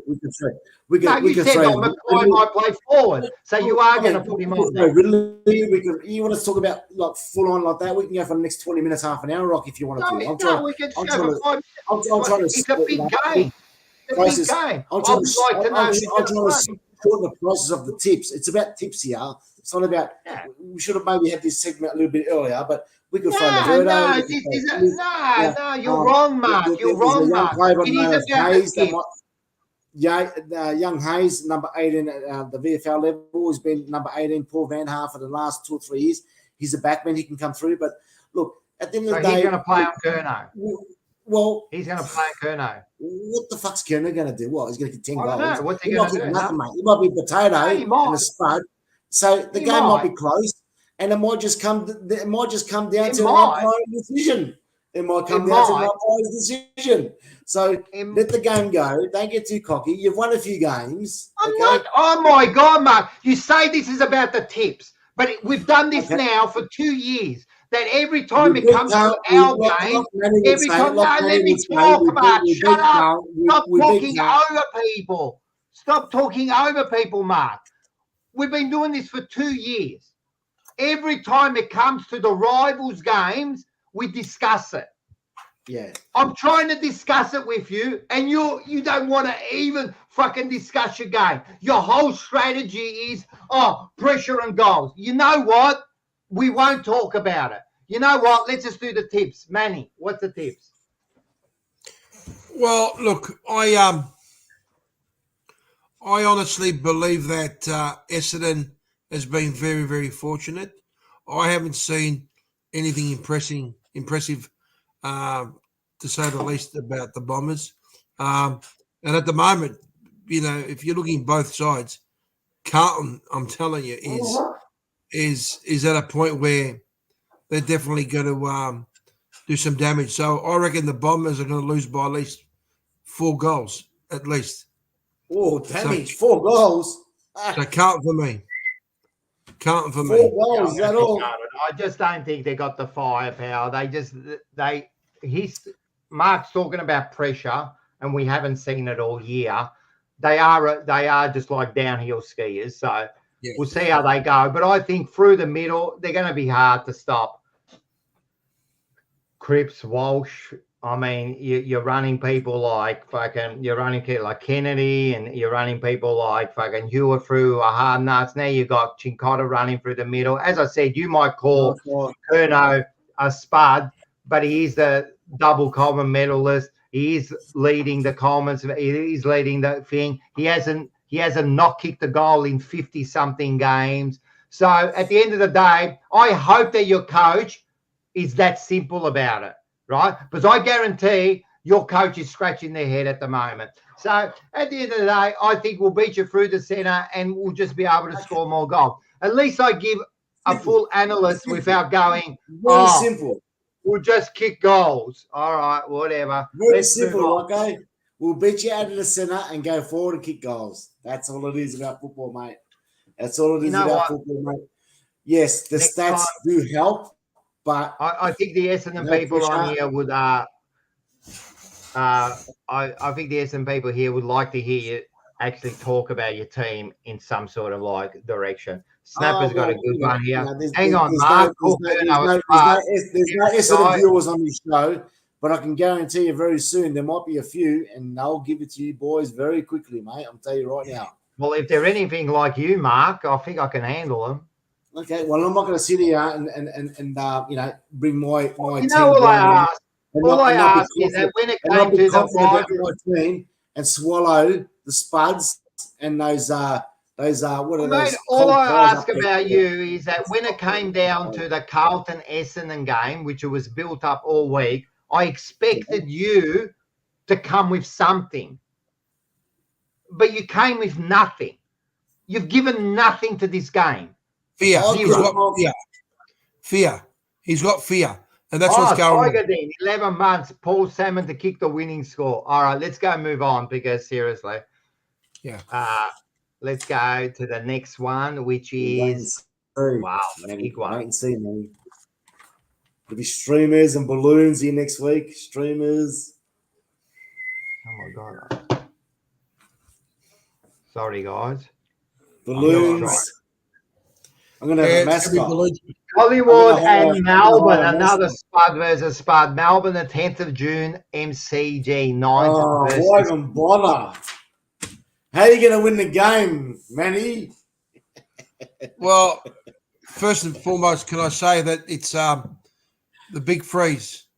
It's it's a wonderful thing that these two clubs put together, and there's a lot of support. There's a lot of support from everyone who loves the game by buying themselves a beanie. Doesn't matter whether you're going to be at the game or not. Doesn't matter whether you're a Collingwood. Doesn't matter whether you're a Melbourne supporter. So this big freeze is very important because this disease is absolutely, it's I don't want to talk about it, but it's actually disastrous. Now, having a look at the way Melbourne played last week, right, and I'm looking at the way that Collingwood played last week, I can quietly say that I think that depending on if we get a couple of players come in, which I mean I don't know who coming in, Manny. Well, I don't know. I don't know if there's going to be. I don't know the lineup yet. But all I know is there are a couple that are going to be available. Yeah, but you know what? Hey, you need to kick goals. You need to kick goals and put pressure on. Look. If we're able to start the game the way we started against Fremantle, the way we started against the Bulldogs, and we're able to put them away nice and early and try and keep up. That last quarter has been a killer for us the last two games. Yeah. So just quietly, I think the Magpies will just get over the line. You, Mark? Jeez, Manny, is that all you've got? You know what? Collingwood are in trouble. You're missing players. You got no depth again. Melbourne will bounce back for some reason this week. I've just got a funny feeling Melbourne, if they don't beat Collingwood while they've got the opportunity, season's all over for Melbourne. So for me, Melbourne. Yeah, I'm going Melbourne too. I just think that they're not going to play that game again. They're not going to play that as terrible. They're going to come back hard this week, and they always play well against you. And it's at the G. And I think Collingwood, your injuries, your young kids, I'm telling you, they might play good for a game or two, but it just starts, a responsibility just starts to fucking hurt a man. But sometimes in those, I'll give you something, Manny, and you can take this for free. One of the reasons you lost in the last 2 weeks in that last quarter is why. You know why? Because you really haven't got leadership on the ground. When you take out Pendlebury, when you take out the Goey, when you take out these sort of players, right, you've got now young kids who have played, 5 to 20 games, and you want them to stand up, right, and take the pressure, right? I'm going to talk serious only once to you, Manny. This is what I'm saying. The young kids, they're up and about for a game or two, right? Yeah. But when you need people like Pendlebury, you need people like the Goey and Jamie Elliott. You need these experienced players to be there at the end when the whips are cracking. You know what I mean? And this is what I say. Even like Dacos, he's still no leader, right? He's young, mate. He's not a leader yet. Right? He might be one day. You got Darcy Moore in the back line, but who's your leader in the forward line?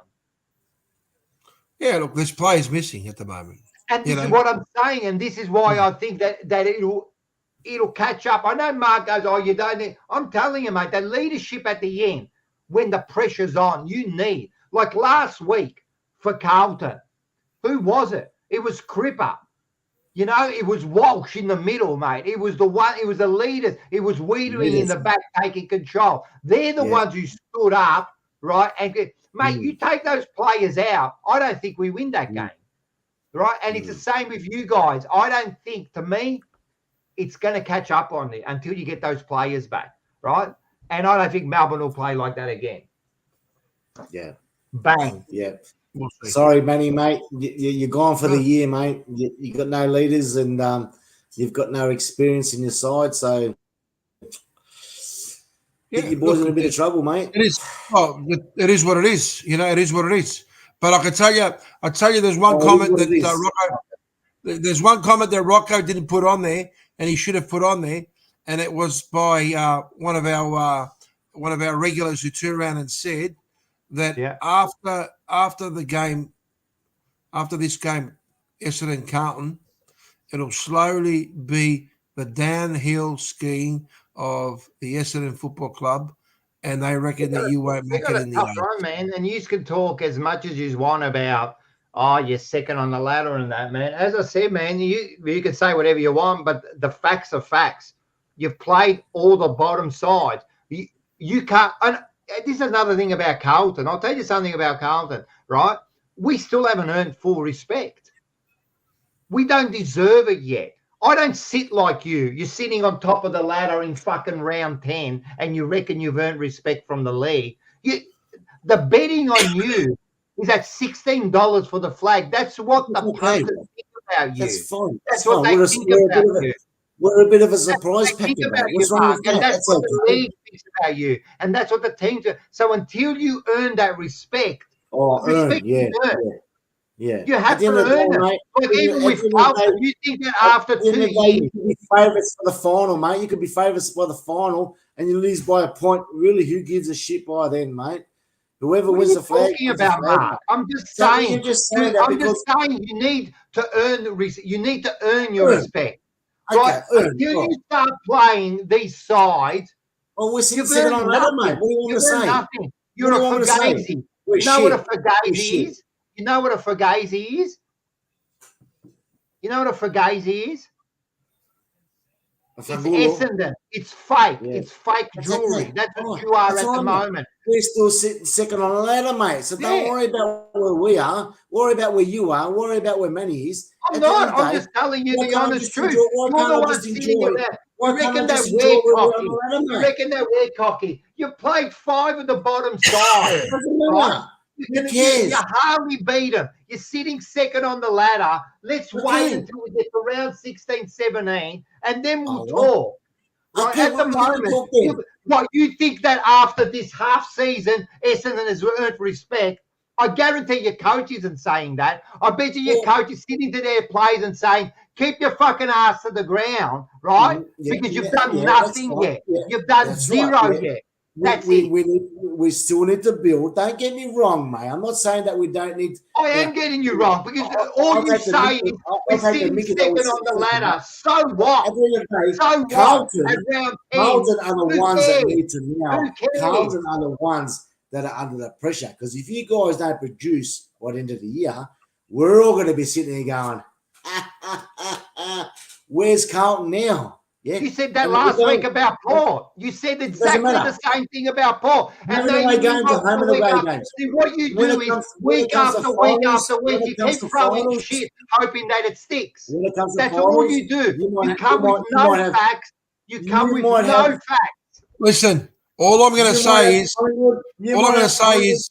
eighth on the ladder, and you're sitting Rocco, seventh on the ladder, and Collingwood smashes out and gone. Rocco, I feel sorry.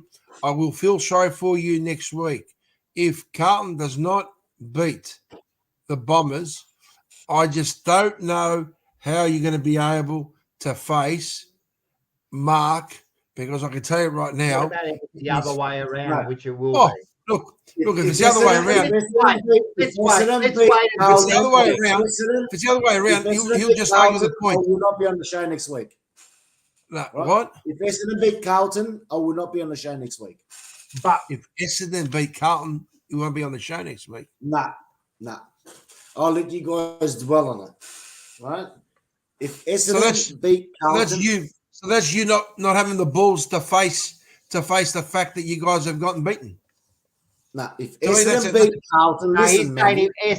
Anyway, Mark, stop making Essendon beat Carlton, I'm not coming on the show. Exactly, man.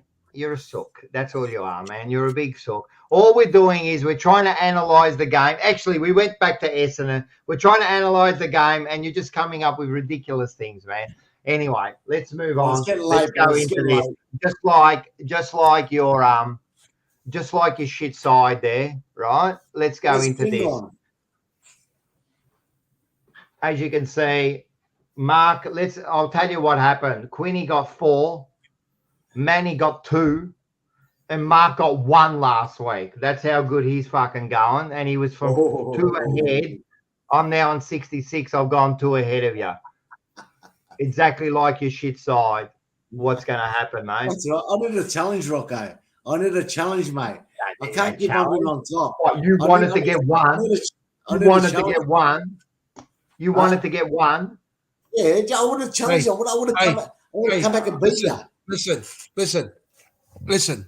I wish nothing but the best for both of your teams.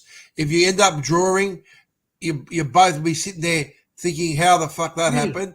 Now, don't worry about this right now, mate. Worry about your own fucking side there. This spastic fucking. If Carlton this week, you both shit the bed this week. Don't worry about our side, Manny, mate. Worry about your side, buddy, mate. My side. You haven't seen finals. You haven't seen finals football in so many years. Your kids swear at you every day. say, Dad, why the fuck do you barrack for Essendon? All right, let's go. It's getting up to 3.5 hours, man. So it's been a big show. We like to thank everyone. I'll get Quinny's he just can't get on. I'll get Quinny's votes, his tips later on. As I said, just one more thing before we go. Make sure if you like this sort of banter, get down to the show. $20. Are you guys got your tickets yet? $20 for the floor, $55 for the table. Get down there. I went down to the venue tonight, setting up. So we're just working out all the lighting, the stage.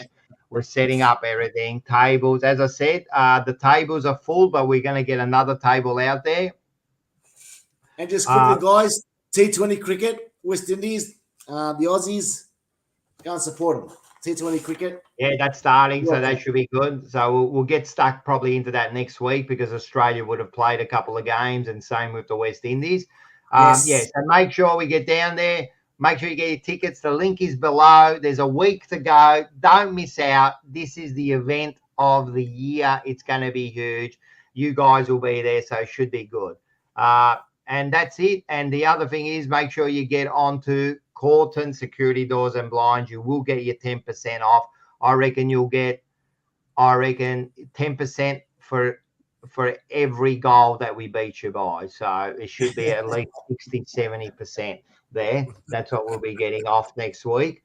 And it's going to be a big game, 90,000. There'll be a big crowd the next day, Monday too, be like 90,000. So one thing you can say about us is we bring in the crowd. I know, Manny, you don't go to games, so there'll be 89,999. Yeah, that's fine. Now, but we'll be there. Already got my seats. And yeah, you too. I'm excited for you. Now, you too. You reckon Carlton's going to win by how much, Rocco? I said it last night. I reckon we'll win by about 34 points. I think a 5-goal win. I think we're about a goal a quarter better. So that's Monaco. 4 to 5 goals. Yeah, Essendon by 5 points, depending on the umpires' decisions, maybe that might cost the game. Don't go blaming umpires, mate. Yeah, well, it can cost games. Essendon by 5 points. Yeah, that's your problem, man. You worry about other decisions too much. All right, this is what we're going to do. We're going to say goodbye. Quinny, thanks for joining us. You fucking left us. Nah, he's gone. And anyway, let's do have it. Have a good evening. See you later, and hot pies. Go to blues.